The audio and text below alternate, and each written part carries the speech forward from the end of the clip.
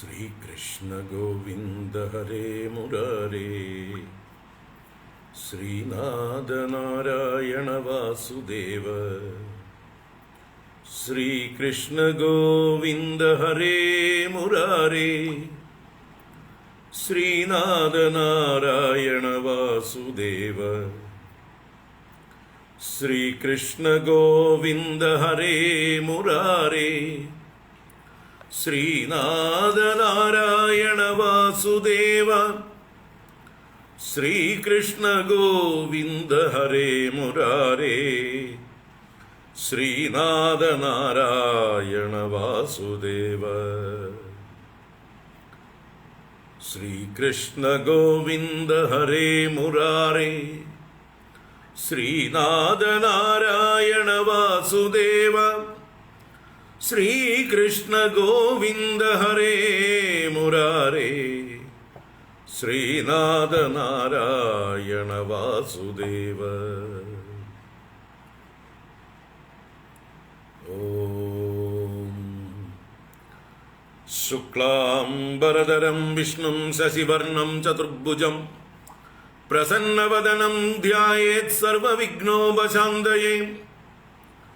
गुरवे सर्वलोकानां भिषजे भवरोगिणां, निधये सर्वविद्यानां दक्षिणामूर्तये नमः।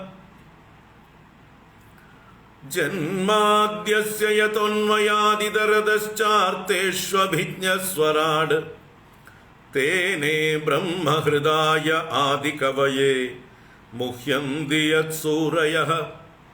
तेजो वारिमृदां यदा विनिमयो यत्र त्रिसर्गो अमृषा, दाम्ना स्वेन सदा निरस्तकुहगं सत्यं परं धीमहि। धर्मप्रोज्झितकैतवोऽत्र परमो निर्मत्सराणां सतां, वेद्यं वास्तवमत्र वस्तु शिवदम् तापत्रयोन्मूलनं। श्रीमद्भागवते महामुनिकृते किं वा परैरीश्वरः, सद्यो हृद्यवरुध्यतेऽत्र कृतिभिः शुश्रूषुभिस्तत्क्षणात्। निगमकल्पतरोर्गणितं बलं सुगमुगादमृतद्रवसंयुतं, पिबत भागवतं रसमालयम् मुहुरहो रसिका भुवि भावुकाः।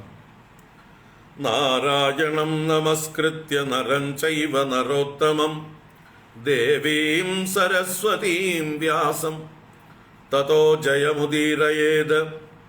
यं प्रव्रजन्तमनुपेतमपेतकृत्यं, द्वैपायनो विरहकातर आजुहाव। पुत्रेदि तन्मयतया तरवोऽभिनेदुः, तं सर्वभूतहृदयं मुनिमानतोऽस्मि। यस्वानुभावमखिलश्रुतिसारमेकम्, अध्यात्मदीपमदितितीर्षतां तमोन्दं, संसारिणां करुणयाः पुराणगुह्यं, तं व्याससूनुमुपयामि गुरुं मुनीनाम्। मूकं करोति वाचालं पङ्गुं लङ्घयते गिरिं, यत्कृपातमहं वन्दे परमानन्दमाधवम्। यं ब्रह्मा वरुणेन्द्ररुद्रमरुदः स्तुन्वन्ति दिव्यैस्तवैः, वेदैः साङ्गपदक्रमोपनिषदैः गायन्ति यं सामगाः। ध्यानावस्थिततद्गतेन मनसा पश्यन्ति यं योगिनो, यस्यान्तं न विदुः सुरासुरगणाः। देवाय तस्मै नमः। कोमलं कूजयन् वेणुं श्यामलोऽयं कुमारकः, वेदवेद्यं परं ब्रह्म भासतां पुरतो मम। भूतैर्महद्भिर्ययिमा पुरो विभुः, निर्मायसेते यदमुषु पूरुषः। भुङ्क्ते गुणान् षोडश षोडशात्मकः सोऽलङ्कृषीष्ट भगवान् वचांसि मे। सच्चिदानन्दरूपाय विश्वोत्पत्त्यादिहेतवे तापत्रयविनाशाय श्रीकृष्णाय वयं नुमः। कृष्णाय वासुदेवाय हरये परमात्मने प्रणतक्लेशनाशाय गोविन्दाय नमो नमः। कृष्णाय वासुदेवाय देवकीनन्दनाय च नन्दगोपकुमाराय गोविन्दाय नमो नमः। नमः पङ्कजनाभाय नमः पङ्कजमालिने नमः पङ्कजनेत्राय नमस्ते पङ्कजाङ्ग्रये। पीताम्बरं करविराजितशङ्खचक्रकौमोदगी सरसिजं करुणासमुद्रं राधासहायमतिसुन्दरमन्दहासं वातालयेशमनिशं हृदि भावयामि। वातालयेशमनिशं हृदि भावयामि।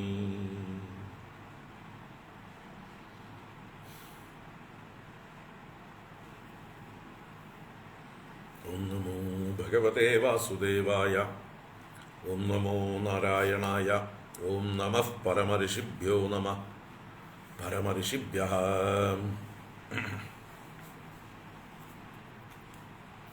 ഹരി ഓം. എല്ലാവർക്കും നമസ്കാരം. എല്ലാവർക്കും സുപ്രഭാതം, ശുഭദിനം, സുസ്വാഗതം. ശ്രീമദ് ഭാഗവത ജ്ഞാനഗംഗാ പ്രവാഹം തുടരുകയാണ്. ഏവർക്കും അതിൻ്റെ ദ്വിതീയ സ്കന്ധം 10-ാം അധ്യായം അതിലൊന്നാമത്തെ ക്ലാസ്സാണെന്ന്. അതിലേക്ക് സുസ്വാഗതം. ഇന്നലെ പൂജ്യ ഗുരുനാഥൻ്റെ സമാധി ദിനത്തോടനുബന്ധിച്ചിട്ടുള്ള അനുസ്മരണ ഭാഷണം കൊണ്ട് നമ്മുടെ ക്ലാസ് പൂർത്തീകരിക്കേണ്ടി വന്നു. നമ്മുടെ നെറ്റ്വർക്ക് മോശമായതുകൊണ്ട്. അതുകൊണ്ട് ഇന്നലത്തെ ഭാഗവത ജ്ഞാനഗംഗ നടന്നില്ല. ഇന്ന് നമുക്ക് ഉള്ള സമയം കാണാം. നാളെയും മറ്റന്നാളും ജ്ഞാനഗംഗ ഉണ്ടായിരിക്കുന്നതല്ല. വേറെ കുറച്ച് പരിപാടികൾ ഉണ്ട് പുറത്ത്.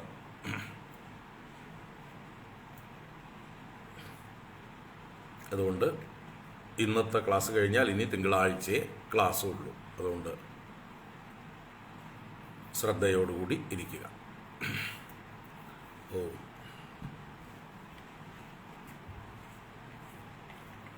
ജ്ഞാനഗംഗ 121-ാം ക്ലാസ്സായി അല്ലേ?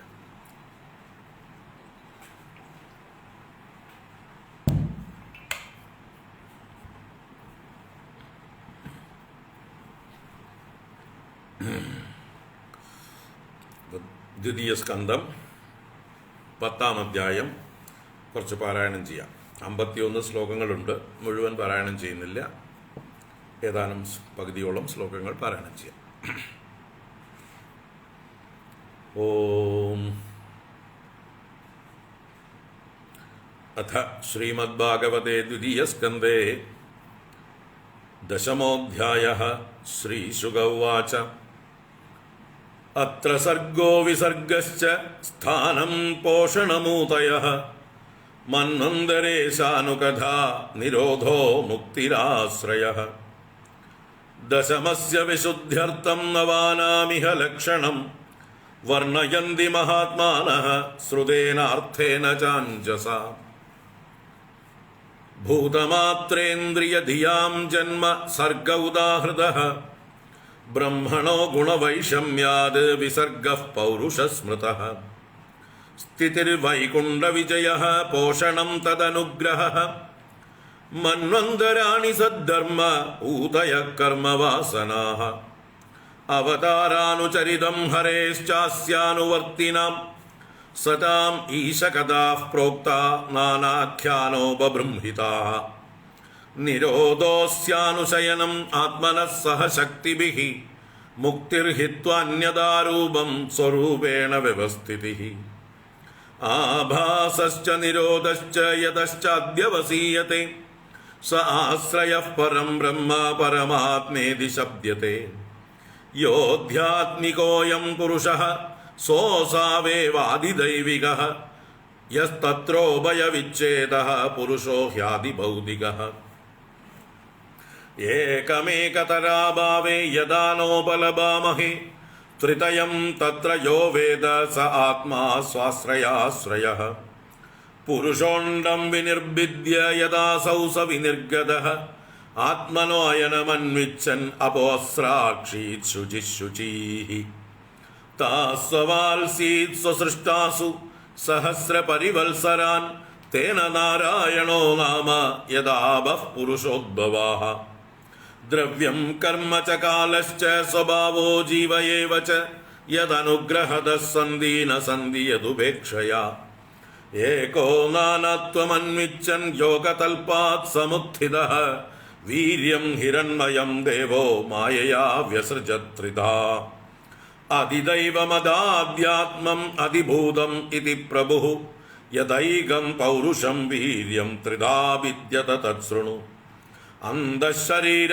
ആകാശാത് പുരുഷസ്യ വിചേഷ്ടതഃ ഓജസ്സഹോ ബലം ജജ്ഞേ തതഃ പ്രാണോ മഹാനസുഃ അനുപ്രാണന്തിയം പ്രാണാഃ പ്രാണന്തം സർവജന്തുഷു അപാനന്ദമപാനന്ദി നരദേവമിവാനുഗാഃ പ്രാണേന ക്ഷിപദാ ക്ഷുത്രിടന്തരാ ജായത്തെ പ്രഭോഃ പിപാസതോ ചക്ഷതശ്ച പ്രാങ്മുഖം നിരഭിദ്യത മുഖതസ്ഥാലു നിർഭിന്നം ജിഹ്വാ തത്രോപജായത്തെ തതോ നാനാരസോ ജജ്ഞേ ജിഹ്വയാ യോധിഗമ്യത്തെ വിവക്ഷോർമുഖതോ ഭൂമുനോ വന്നിർവാഗ്വ്യാഹൃതം തയോഃ ജലേ വൈ തസ്യ സുചിരം നിരോധഃ സമജായത നാസികേ നിരഭിദ്യേതാം ദോധൂയതി നഭസ്വതി തത്ര വായുർഗന്ധവഹോ ഘ്രാണോ നസി ജിഗൃക്ഷതഃ യദാത്മനി നിരാലോകം ആത്മാനം ച ദിദൃക്ഷതഃ നിർഭിന്നേ ഹ്യക്ഷിണീ തസ്യ ജ്യോതിശ്ചക്ഷുർഗുണഗ്രഹഃ ബോധ്യമാനസ്യ ഋഷിഭിഃ ആത്മനസ്തജ്ജിഗൃക്ഷതഃ കർണൗ ച നിരഭിദ്യേതാം ദിശശ്രോത്രം ഗുണഗ്രഹഃ വസ്തുനോ മൃദുകാഠിന്യ ലഘുഗുർവോഷ്ണശീതതാം ജിഗൃക്ഷതസ്ത്വം നിർഭിന്ന തസ്യാം ലോമമഹീരുഹാഃ തത്ര ചാന്തർബഹിർവാദസ്ത്വചാ ലബ്ധഗുണോ വൃതഃ ഹസ്തൗ രുരുഹതു തസ്യ നാനാകർമ്മ ചികീർഷയാ തയോസ്തു ബലമിന്ദ്രശ്ച ആദാനമുഭയാശ്രയം ഗതിം ജിഗീഷതഃ പാദൗ രുരുഹാദേവി കാമികാം പദ്ഭ്യാം യജ്ഞസ്വയം ഹവ്യം കർമ്മഭിഃ ക്രിയതേ നൃഭിഃ നിരഭിദ്യത ശിഷ്ണോ വൈ പ്രജാനന്ദാമൃതാർത്തിനഃ ഉപസ്ഥ ആസീത് കാമാനാം പ്രിയം തദുഭയാശ്രയം ഉത്സിസൃക്ഷോർദാതുമലം നിരഭിദ്യത വൈഗുദം തതഃ പായുസ്തതോ മിത്രഃ ഉത്സർഗ ഉഭയാശ്രയഃ ആസിസൃപ്സോഃ പുരഃ പുര്യാ നാഭിദ്വാരമപാനതഃ തത്രാപാനസ്തതോ മൃത്യുഃ പൃഥക്ത്വം ഉഭയാശ്രയം ആദിൽസോരന്നപാനാനാം ആസൻ കുക്ഷ്യന്ദ്രനാടയഃ നദ്യഃ സമുദ്രാശ്ച തയോഃ തുഷ്ടിഃ പുഷ്ടിഃ തദാശ്രയേ നിദിദ്യാസോരാത്മമായാം ഹൃദയം നിരഭിദ്യത തതോ മനസ്തതശ്ചന്ദ്രഃ സങ്കൽപഃ കാമയേവ ച ത്വക്ചർമ്മ മാംസരുതിരമേധോ മജ്ജാസ്തിദാതവഃ ഭൂമ്യപ്തേജോ മയാ സപ്ത പ്രാണോ വ്യോമാംബുവായുഭിഃ ഗുണാത്മകാനീന്ദ്രിയാണി ഭൂതാദിപ്രഭവാ ഗുണാഃ മനഃ സർവവികാരാത്മാ ബുദ്ധിർവിജ്ഞാനരൂപിണി ഏതദ്ഭഗവതോ രൂപം സ്ഥൂലം തേ വ്യാഹൃതം മയാ മഹ്യാദിഭിശ്ചാവരണൈഃ അഷ്ടഭിർബഹിരാവൃതം അധഃ പരം സൂക്ഷ്മതമം അവ്യക്തം നിർവിശേഷണം അനാദിമദ്യനിധനം നിത്യം വാങ്മനസഃ പരം അമുനീ ഭഗവദ്രൂപേ മയാ തേ അനുവർണിതേ ഉഭേ അപി ന ഗൃഹ്ണന്തി മായാ സൃഷ്ടേ വിപശ്ചിതഃ. മുഴുവൻ വായിക്കാം. സവാച്യവാചകതയാ ഭഗവാൻ ബ്രഹ്മരൂപദൃക് നാമരൂപക്രിയാധത്തെ സകർമാകർമ്മകഃ പരഃ പ്രജാപതീൻ മനൂൻ ദേവാൻ ഋഷീൻ പിതൃഗണാൻ പൃഥക് സിദ്ധചാരണ ഗന്ധർവാൻ വിദ്യാദ്രാസുരഗുഹ്യകാൻ കിന്നരാപ്സരസോ നാഗാൻ സർപ്പാൻ കിംപുരുഷോരകാൻ മാതൃരക്ഷഃ പിശാചാംശ്ച പ്രേതഭൂതവിനായകാൻ കൂഷ്മാണ്ഡോന്മാദവേതാളാൻ യാതുധാനാൻ ഗ്രഹാനപി ഖഗാൻ മൃഗാൻ പശൂൻ വൃക്ഷാൻ ഗിരീൻ നൃപ സരീസൃപാൻ ദ്വിവിധാശ്ചതുർവിധാ യേന്യേ ജലസ്ഥല നഭൗകസഃ കുശലാകുശലാ മിശ്രാ കർമ്മണാം ഗതയസ്തിമാഃ സത്വം രജസ്തമ ഇതി തിസ്ര സുരനൃനാരകാഃ തത്രാപ്യേകൈകശോരാജൻ ഭിദ്യന്തേ ഗതയസ്ത്രിധാ യദൈകൈകതരോന്യാഭ്യാം സ്വഭാവ ഉപഹന്യത്തെ സ ഏവേദം ജഗദ്ദാതാ ഭഗവാൻ ധർമ്മരൂപദൃക് പുഷ്ണാദി സ്ഥാപയൻ വിശ്വം തിര്യൻ നരസുരാത്മഭിഃ തതഃകാലാഗ്നിരുദ്രാത്മായൽ സൃഷ്ടം ഇദമാത്മനഃ സന്നിയച്ഛതി കാലേന ഗണാനീകമിവാനിലഃ ഇത്തം ഭാവേന കഥിതോ ഭഗവാൻ ഭഗവത്തമഃ നേത്തം ഭാവേന ഹി പരം ദ്രഷ്ടുമർഹന്തി സൂരയഃ നാസ്യ കർമ്മണി ജന്മാദൗ പരസ്യാനുവിധീയത്തെ കർത്തൃത്വ പ്രതിഷേധാർത്ഥം മായയാ ആരോപിതം ഹി തത് അയം തു ബ്രഹ്മണ കൽപഃ സവികൽപ ഉദാഹൃതഃ വിധി സാധാരണോ തത്ര യത്ര സർഗാ പ്രാകൃത വൈകൃതാഃ പരിമാണം ച കാലസ്യ കൽപലക്ഷണ വിഗ്രഹം യഥാ പുരസ്താദ് വ്യാഖ്യാസ്യേ പാത്മം കൽപം അധോ ശൃണു ശൗനക ഉവാച യഥാഹനോ ഭവാൻ സൂത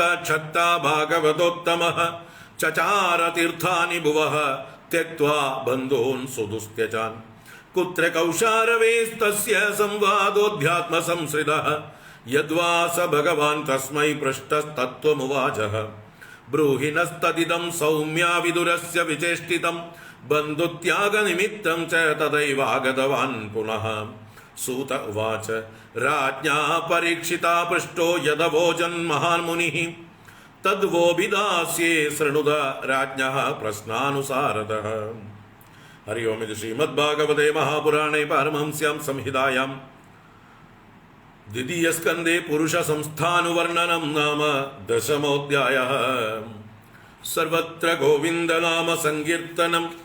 ഗോവിന്ദ ഗോവിന്ദ. നാരായണാഖില ഗുരോ ഭഗവൻ നമസ്തേ. നാരായണാഖില ഗുരോ ഭഗവൻ നമസ്തേ. നാരായണാഖില ഗുരോ ഭഗവൻ നമസ്തേ. നാരായണ. ഹരി ഓം. അധ്യായം മുഴുവൻ വായിച്ചു.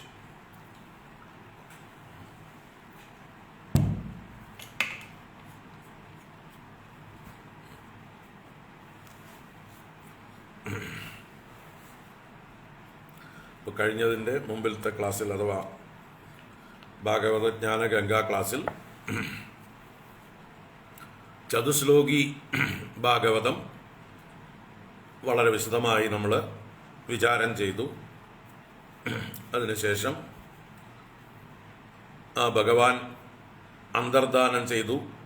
ബ്രഹ്മദേവൻ ഭഗവാനെ നമസ്കരിച്ച് ഭഗവാൻ ആദേശിച്ചതുപോലെ സൃഷ്ടികർമ്മങ്ങളിൽ ഏർപ്പെട്ടു എന്നും, പക്ഷേ അദ്ദേഹം സൃഷ്ടി ചെയ്തുകൊണ്ടിരിക്കുമ്പോഴും ഭഗവാനെ മറന്നില്ല, എപ്പോഴും ഭഗവാനെ തന്നെ ധ്യാനിച്ചു കൊണ്ടിരുന്നു.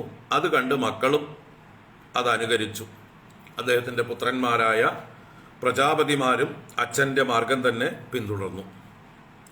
അങ്ങനെ ഇരിക്കുമ്പോഴാണ് ഒരിക്കൽ നാരദൻ ബ്രഹ്മദേവൻ ധ്യാനിച്ചിരിക്കുന്നത് കണ്ട് വന്ന് ചോദ്യം ചെയ്തതും, ആ സന്ദർഭത്തിൽ ബ്രഹ്മദേവൻ തൻ്റെ സ്വാമിയായ ഭഗവാനെക്കുറിച്ച് പറഞ്ഞുകൊടുത്ത ഭാഗവതം, ഭഗവാന്റെ അവതാര ലീലകളൊക്കെ ചുരുക്കി പറഞ്ഞുകൊടുത്ത ബ്രഹ്മനാരദ സംവാദം എന്ന ആ ഒരു ഭാഗം നമ്മൾ 5, 6, 7 അധ്യായങ്ങളിൽ കണ്ട ആ വിഷയത്തെക്കുറിച്ച് ഇവിടെ ശുഖബ്രഹ്മർഷി പരീക്ഷത്തിന് പറഞ്ഞു കൊടുത്തു. അപ്പോഴാണ് ഇതുണ്ടായത് എന്ന്. അങ്ങനെ ആ നാരദൻ പിന്നീട് വ്യാസനായിക്കൊണ്ട് സരസ്വതീ തീരത്ത് വെച്ച് ഭാഗവതം ഉപദേശിച്ചു കൊടുത്തു. അത് അല്ലയോ പരീക്ഷിത്ത് രാജാവേ, അങ്ങയുടെ ചോദ്യങ്ങൾക്ക് മറുപടിയായിട്ട് ഞാൻ പറഞ്ഞു തരാം എന്ന് ശുകബ്രഹ്മർഷി പരീക്ഷത്തിനോട് പറയുകയാണ്. ദശലക്ഷണം 10 ലക്ഷണങ്ങളുള്ളതായിട്ടുള്ള മഹാപുരാണമായ ശ്രീമദ് ഭാഗവതം അങ്ങേക്ക് പറഞ്ഞു തരാം എന്ന് പറഞ്ഞു. അങ്ങനെ എന്താണ് ആ 10 ലക്ഷണം എന്ന് സന്ദർഭവശാൽ പറയുകയാണ് ഈ അധ്യായത്തിൽ, 10-ാം അധ്യായത്തിൽ ആരംഭത്തിൽ തന്നെ. പരീക്ഷത്ത് നേരിട്ട് ചോദ്യം ചെയ്തില്ലെങ്കിൽ പോലും പരീക്ഷത്തിന്റെ മുഖഭാവത്തിൽ നിന്ന് ആ ഒരു ജിജ്ഞാസ വായിച്ചെടുത്തു ആചാര്യനായ ശുകബ്രഹ്മർഷി. എല്ലാ ആചാര്യന്മാരും അങ്ങനെ തന്നെയാണ്. ശിഷ്യന്മാരുടെ മനസ്സ് വായിച്ചെടുക്കാൻ സാമർഥ്യമുള്ളവർ തന്നെയാണ് നല്ല ആചാര്യന്മാരൊക്കെ. അപ്പോൾ ശിഷ്യന്മാരെന്താണ് പ്രതീക്ഷിക്കുന്നത്, അവരുടെ സംശയങ്ങൾ എന്തൊക്കെയായിരിക്കും, അവരേതൊക്കെ ചോദ്യങ്ങൾ ചോദിക്കാൻ സാധ്യതയുണ്ട്, ഇതൊക്കെ ശിഷ്യന്മാരെക്കാൾ മുമ്പേ ചിന്തിക്കുന്ന ആളുകളാണ് യഥാർത്ഥ അധ്യാപകന്മാർ, യഥാർത്ഥ ആചാര്യന്മാർ. അങ്ങനെ ചിന്തിക്കണം. അപ്പോൾ മാത്രമേ നമ്മൾ അങ്ങനെയുള്ള വിദ്യാർത്ഥികളെ നേരിടുമ്പോൾ പ്രിപ്പയർഡായിരിക്കുള്ളൂ. അവർക്ക് വേണ്ടത് കൊടുക്കാൻ, അവരെ സന്തോഷിപ്പിക്കാൻ, അവരുടെ സംശയങ്ങളെല്ലാം തീർത്തു കൊടുക്കാൻ തയ്യാറായിരിക്കണം നല്ല ആചാര്യന്മാർ. അപ്പോൾ ഇവിടെയും ശുകബ്രഹ്മർഷി പരീക്ഷത്തിൻ്റെ മനസ്സ് വായിച്ചു. അദ്ദേഹത്തിൻ്റെ ഉള്ളിലെ ഈ 10 ലക്ഷണം എന്തൊക്കെയാണ്, പുരാണ ലക്ഷണം എന്നുള്ളത് നെറ്റി ചൊളിഞ്ഞിട്ടുണ്ടാവും, ഒരു ചോദ്യചിഹ്നം പോലെ. അത് കണ്ട് ശുകബ്രഹ്മർഷി പറയുന്നു, എന്താണ് ഈ ഭാഗവത പുരാണത്തിലെ 10 ലക്ഷണങ്ങൾ എന്ന്. അതാണ് ആരംഭം. ഓം നമോ ഭഗവതേ വാസുദേവായ. ശ്രീശുക ഉവാച. അത്ര സർഗോ വിസർഗശ്ച സ്ഥാനം പോഷണമൂതയഃ മന്വന്തരേശാനുകഥാ നിരോധോ മുക്തിരാശ്രയഃ. അത്ര ഇവിടെ ഈ ഭാഗവതത്തിൽ എന്നർത്ഥം. ഈ ശ്രീമദ് ഭാഗവതം എന്ന മഹാപുരാണത്തിൽ സർഗഃ വിസർഗശ്ച സ്ഥാനം പോഷണം ഊതയഃ മന്വന്തരകഥ ഈശാനുകഥ നിരോധഃ മുക്തിഃ ആശ്രയഃ. ഇങ്ങനെ 10 വിഷയങ്ങൾ, 10 ലക്ഷണങ്ങൾ ഈ ഭാഗവതത്തിൽ ഉണ്ട്. അത് എന്തിനു വേണ്ടിയിട്ടാണ് എന്നും കൂടി അടുത്ത ശ്ലോകത്തിൽ പറയാണ്. ദശമസ്യ വിശുദ്ധ്യർത്ഥം നവാനാമിഹ ലക്ഷണം വർണ്ണയന്തി മഹാത്മാനഃ ശ്രുതേന അർത്ഥേന ച അഞ്ജസാ. ദശമസ്യ വിശുദ്ധ്യർത്ഥം നവാനാമിഹ ലക്ഷണം വർണ്ണയന്തി. ആര്? മഹാത്മാനഃ. മഹാത്മാക്കൾ, ജ്ഞാനികൾ, തത്വജ്ഞാനികൾ. അവരെന്ത് ചെയ്യുന്നു? ദശമസ്യ വിശുദ്ധ്യർത്ഥം. 10ാമത്തതിനെ വെളിവാക്കുവാൻ വേണ്ടി എന്നർത്ഥം. വിശുദ്ധി എന്ന് പറഞ്ഞാൽ പ്രകാശിപ്പിക്കൽ തന്നെയാണ്. ശോധനം ചെയ്യുക എന്ന് പറഞ്ഞാൽ അതിൽ ബാധിച്ചിരിക്കുന്ന അഴുക്കുകളൊക്കെ കഴുകലാണല്ലോ. ഒരു വസ്തുവിനെ മൂടിയിരിക്കുന്ന അഴുക്കൊക്കെ കഴുകിക്കളഞ്ഞാൽ അത് പ്രകാശിക്കും. അപ്പൊ വിശുദ്ധി എന്ന് പറഞ്ഞാൽ പ്രകാശിപ്പിക്കൽ തന്നെയാണ്, വ്യക്തമാക്കൽ തന്നെയാണ്. അപ്പോൾ 10ാമത്തതിനെ വ്യക്തമാക്കാൻ വേണ്ടിയിട്ടാണ് ഇവിടെ ദശമസ്യ എന്ന് പറഞ്ഞാൽ ഏതാണ് ഇവിടെ ദശമം? ഈ 10 ലക്ഷണങ്ങളിൽ 10ാമത്തത് ആശ്രയം എന്ന് പറഞ്ഞത്. അപ്പൊ എന്തൊക്കെയാണ് പറഞ്ഞത്? സർഗം, വിസർഗം, സ്ഥാനം, പോഷണം, ഊതികൾ. ഊതയ എന്ന ബഹുവചനമാണ്. അപ്പൊ ഊതികൾ, മന്വന്തരകഥ, ഈശാനുകഥ, രണ്ടും കൂടി ചേർത്ത് മന്വന്തരേശാനുകഥ എന്നൊന്നിച്ച് പറഞ്ഞതാണ്. 2 പിരിക്കണം. മന്വന്തരകഥ, ഈശാനുകഥ. പിന്നെ നിരോധഃ, മുക്തിഃ, ആശ്രയം. ഇങ്ങനെ 10 ലക്ഷണങ്ങളാണ് പറഞ്ഞത്. ആ 10 അതിൽ 10ാമത്തതാണ് ആശ്രയഃ എന്ന് പറഞ്ഞത്. അപ്പോൾ ആ ആശ്രയത്തിന്റെ വിശുദ്ധിക്ക് ആയിക്കൊണ്ട് എന്ന് പറഞ്ഞാലോ, ആശ്രയം എന്ന തത്വത്തെ വ്യക്തമാക്കാൻ വേണ്ടിയിട്ട്, വിശദീകരിക്കാൻ വേണ്ടി, ശുദ്ധമാക്കാൻ വേണ്ടി, തെളിയിക്കാൻ വേണ്ടി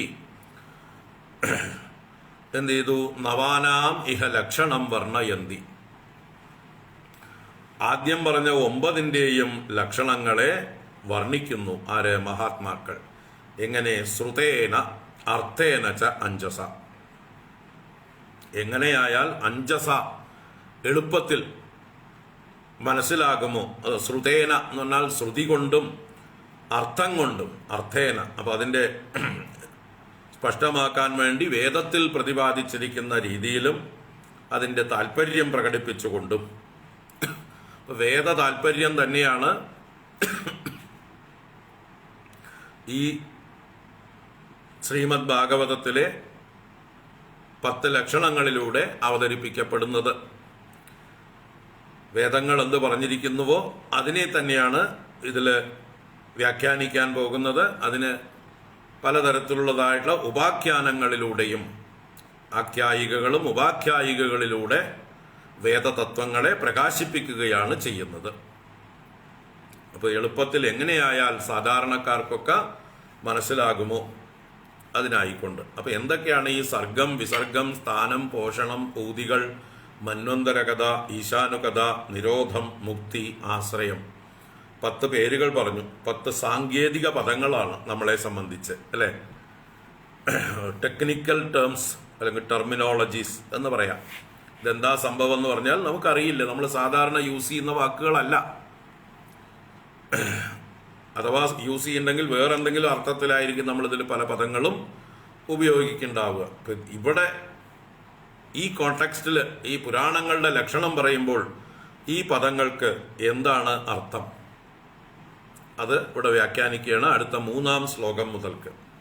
അപ്പോൾ നമുക്ക് അത് തന്നെ ഭാഗവതം തന്നെ സ്വയം എക്സ്പ്ലെയിൻ ചെയ്യുന്ന അവസ്ഥയ്ക്ക് നമ്മൾ പിന്നെ ഓരോന്നായിട്ട് പിന്നെ തനിയെ പറയേണ്ട ആവശ്യമില്ല. ഇതിൽ തന്നെ വരി വരിയായി പറഞ്ഞു വരണു.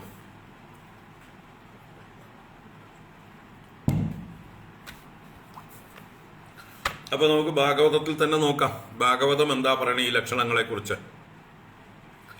ഭൂതമാത്രേന്ദ്രിയ ധിയാം ജന്മ സർഗ ഉദാഹൃതഃ ബ്രഹ്മണോ ഗുണവൈഷമ്യാത് വിസർഗ പൗരുഷസ്മൃതഃ. അപ്പൊ ഇവിടെ ആദ്യത്തെ 2 ലക്ഷണങ്ങളെ പറഞ്ഞു. സർഗ വിസർഗ ച. ഒന്നാമത്തെ വരി കൊണ്ട് സർഗം, രണ്ടാമത്തെ വരി കൊണ്ട് വിസർഗം. ഭൂതമാത്രേന്ദ്രിയ ദിയാം ജന്മ സർഗ ഉദാഹൃതഃ. ഭൂതങ്ങൾ, മാത്രകൾ, ഇന്ദ്രിയകൾ, ദി എന്ന ശബ്ദം കൊണ്ട് ഇവിടെ അന്ധക്കരണം എന്നർത്ഥം. അന്ധക്കരണങ്ങൾ, ദിയാം എന്ന് പറഞ്ഞാൽ അന്ധക്കരണാനാം. ഇപ്പൊ ഭൂതാനാം, മാത്രാണാം, ഇന്ദ്രിയാണാം, അന്ധക്കരണാനാം ച ജന്മ. ജന്മ ഉൽപ്പത്തി, അതിന്റെ പേരാണ്. അതിനെയാണ് മൊത്തത്തിൽ എന്ത് പറയണത്? സർഗ ഇതി ഉദാഹൃത. സർഗം എന്ന് പറയപ്പെടുന്നത്. നന്നായി ഉച്ചത്തിൽ പറയപ്പെടുന്നു. അതാണ് ഉദാഹൃത. അറിവുള്ളവർ പറയുന്നതിനാണ് നല്ല ശബ്ദം ഉണ്ടാവുക. കോൺഫിഡൻ്റ് ആയിട്ട് അവർ പറയുന്നു, പ്രഖ്യാപിക്കുന്നു.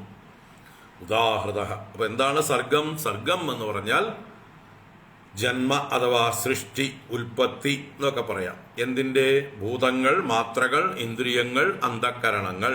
അപ്പോൾ 24 തത്വങ്ങളുടെ ഉൽപ്പത്തിയെയാണ് ജന്മം എന്ന് പറയുന്നത്, അല്ല സർഗം എന്ന് പറയുന്നത്.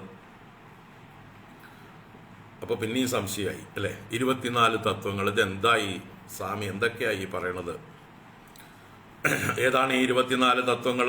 ഇവിടെ ഭൂതങ്ങൾ എന്ന് പറഞ്ഞാൽ പഞ്ചഭൂതങ്ങൾ. എന്താണത്?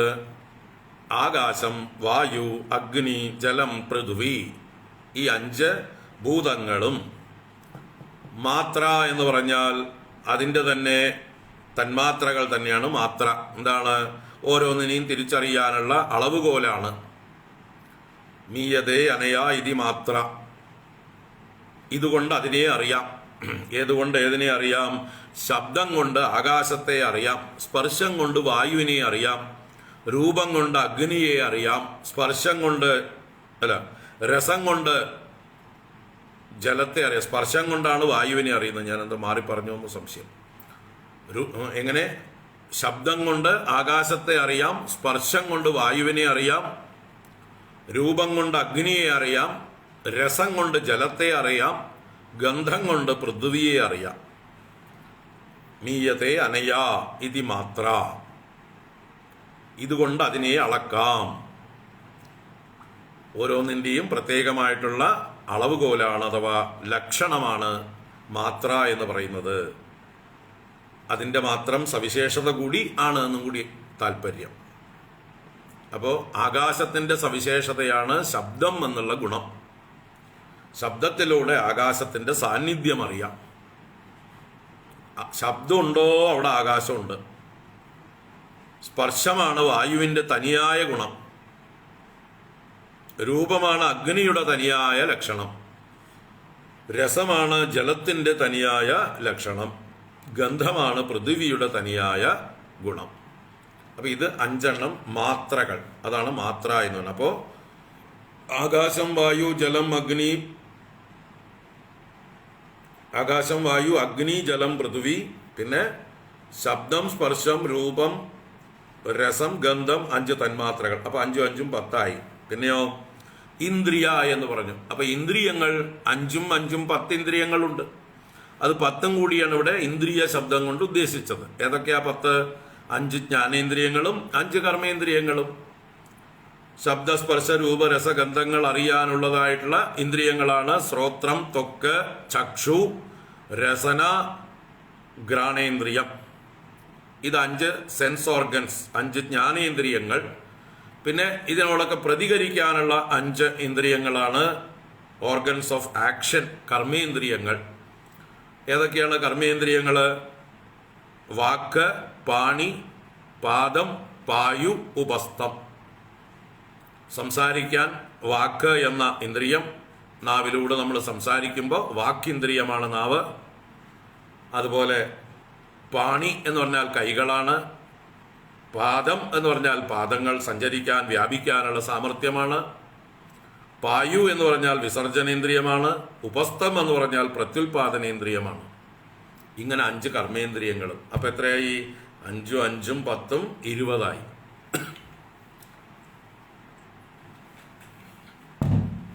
ഇനി ദിയാം എന്ന് പറഞ്ഞപ്പോൾ ധീ എന്നത് ബുദ്ധി എന്നാണ് അക്ഷരാർത്ഥമെങ്കിലും അന്ധക്കരണം എന്ന് പൊതുവെ മൊത്തത്തിലെടുക്കുകയാണ്. എത്ര അന്ധക്കരണം? 4 അന്ധക്കരണം. മനസ്സ്, ബുദ്ധി, അഹങ്കാരം, ചിത്തം. ഇങ്ങനെ 4 അന്ധക്കരണം. അപ്പൊ ഇതിനെ സമഷ്ടിയിൽ പറയുമ്പോഴാണത് മഹത്തത്വം എന്നൊക്കെ ആക്കി പറയും. ബുദ്ധിതത്വത്തെ മഹത്തത്വം എന്ന് പറയും. അഹങ്കാരം സമഷ്ടി അഹങ്കാരം എന്ന് പറയും. പിന്നെ മനസ്സ്, ചിത്തം, ഇങ്ങനെയുള്ള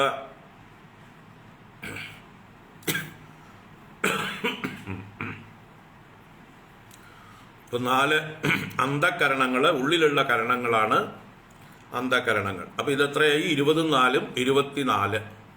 ഈ 24 തത്വങ്ങളുടെ ജന്മ അഥവാ ഉൽപ്പത്തിയെയാണ് സർഗശബ്ദം കൊണ്ട് ഉദാഹൃത ഉച്ചത്തിൽ പറയപ്പെട്ടിരിക്കുന്നത്, മഹാത്മാക്കൾ ഘോഷിക്കുന്നത്. അപ്പൊ സർഗം എന്ന് പറഞ്ഞാൽ തന്നെ സർജനം, സൃജ എന്നുള്ള ധാതുവിൽ നിന്നാണ് സർഗശബ്ദമുണ്ടാകുന്നത്. സൃജതി, സർജിക്കുന്നു. സർജനം എന്ന് പറഞ്ഞാൽ മാനിഫെസ്റ്റ് ചെയ്യുന്നു എന്നാണ്.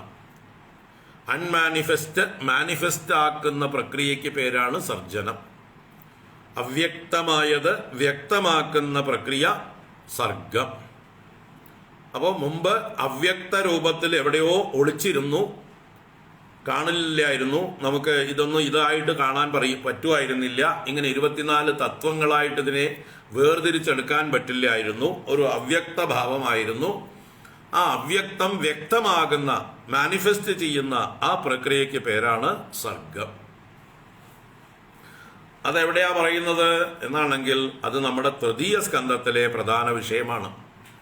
നമ്മുടെ ഓരോ സ്കന്ധത്തിനുമാണ് ഈ ഓരോ ലക്ഷണം. ഇപ്പൊ 10 ലക്ഷണം പറഞ്ഞില്ലേ, അതിന് എവിടുന്ന് തൊട്ടാണ്? അത് തൃതീയ സ്കന്ധം തൊട്ട് ഓരോ സ്കന്ധത്തിലും ചാർത്തി കൊടുക്കേണ്ട ലക്ഷണങ്ങളാണ്. അപ്പൊ തൃതീയ സ്കന്ധത്തിന്റെ ലക്ഷണം ഏതാണെന്ന് ചോദിച്ചാൽ സർഗം. അപ്പൊ ചതുർത്ഥ സ്കന്ധത്തിന്റെയോ വിസർഗം. അപ്പൊ പഞ്ചമത്തിന്റെയോ സ്ഥാനം. അപ്പൊ ഷഷ്ഠസ്കന്ധത്തിന്റെയോ പോഷണം. സപ്തമത്തിന്റെ ഊതികൾ, ഊതയ എന്ന് ബഹുവചനം പറഞ്ഞു, മലയാളത്തിലാക്കുമ്പോൾ ഊതികൾ. ഊതികളാണ് സപ്തമസ്കന്ധം, മന്വന്തര കഥയാണ് അഷ്ടമസ്കന്ധം, ഈശാനുകഥയാണ് നവമസ്കന്ധം, നിരോധമാണ് ദശമസ്കന്ധം, മുക്തിയാണ് ഏകാദശസ്കന്ധം, ആശ്രയമാണ് ദ്വാദശസ്കന്ധം. അപ്പം ഇങ്ങനെ 10 ലക്ഷണങ്ങളെ 10 സ്കന്ധത്തിലൂടെ വിസ്തരിക്കുകയാണ് ഭാഗവതം. അപ്പോൾ പുരാണങ്ങളുടെ ലക്ഷണങ്ങളിൽ ഇതിലേതെങ്കിലും 5 ഉണ്ടായാലും മതി ഒരു പുരാണമാവാൻ. എന്നാൽ ഇവിടെ മഹാപുരാണമാണ് ശ്രീമദ് ഭാഗവതം. അതുകൊണ്ട് അതിൽ 10 ലക്ഷണങ്ങളും പൂർണ്ണമായിട്ട് ഉണ്ട് എന്ന് പറയുന്നു. മഹാപുരാണമായിട്ടുള്ള ശ്രീമദ് ഭാഗവതത്തിൽ ഈ 10 ലക്ഷണങ്ങളും അതിൻ്റെ പൂർണ്ണതയിൽ വികസിച്ച് കാണാം. ഫുൾ ഫ്ലഡ്ജഡ് ആയിട്ടുള്ള ഒരു ടെക്സ്റ്റാണ് ശ്രീമദ് ഭാഗവതം എന്ന് പറയാം. മറ്റ് പല പുരാണങ്ങളും ഇത്രയും ഒരു പൂർണ്ണത കാണില്ല. അതിന് പല അപൂർണതകളും മറ്റു പുരാണങ്ങൾക്ക് കാണാം. എന്നാൽ ശ്രീമദ് ഭാഗവതം ഒരു കംപ്ലീറ്റ് ആയിട്ടുള്ള ടെക്സ്റ്റാണ്. ഏത് കോണിലൂടെ വേണമെങ്കിൽ നിങ്ങൾക്ക് ലക്ഷ്യത്തിൽ എത്തിച്ചേരാം. അനേക വാതിലുകളാണ്,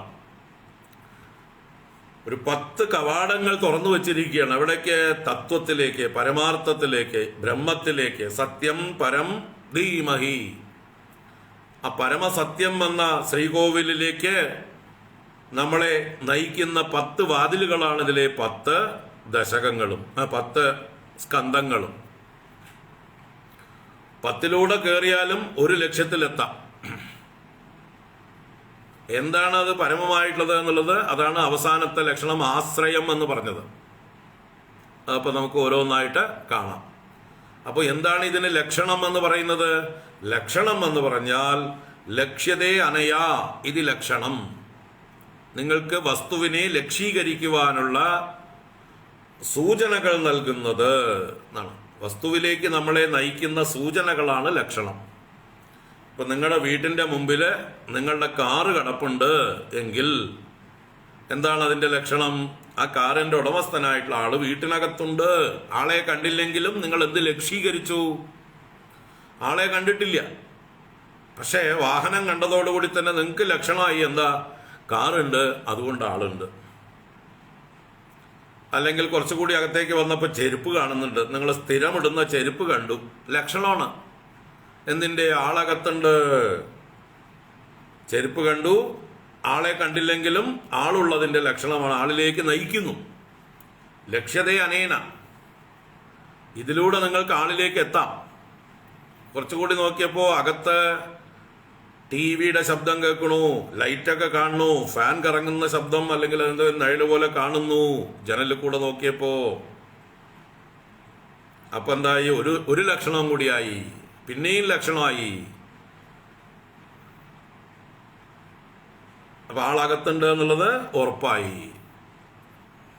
പിന്നെ നിങ്ങൾ വിളിക്കുന്നു, ബെല്ലടിക്കുന്നു, വിളിക്കുന്നു, കാത്തു നിൽക്കുന്നു, അപ്പോൾ ആള് പ്രത്യക്ഷമാകുന്നു. ഇനി അഥവാ നിങ്ങൾ വല്ല കടം കൊടുത്ത ആളാണ്,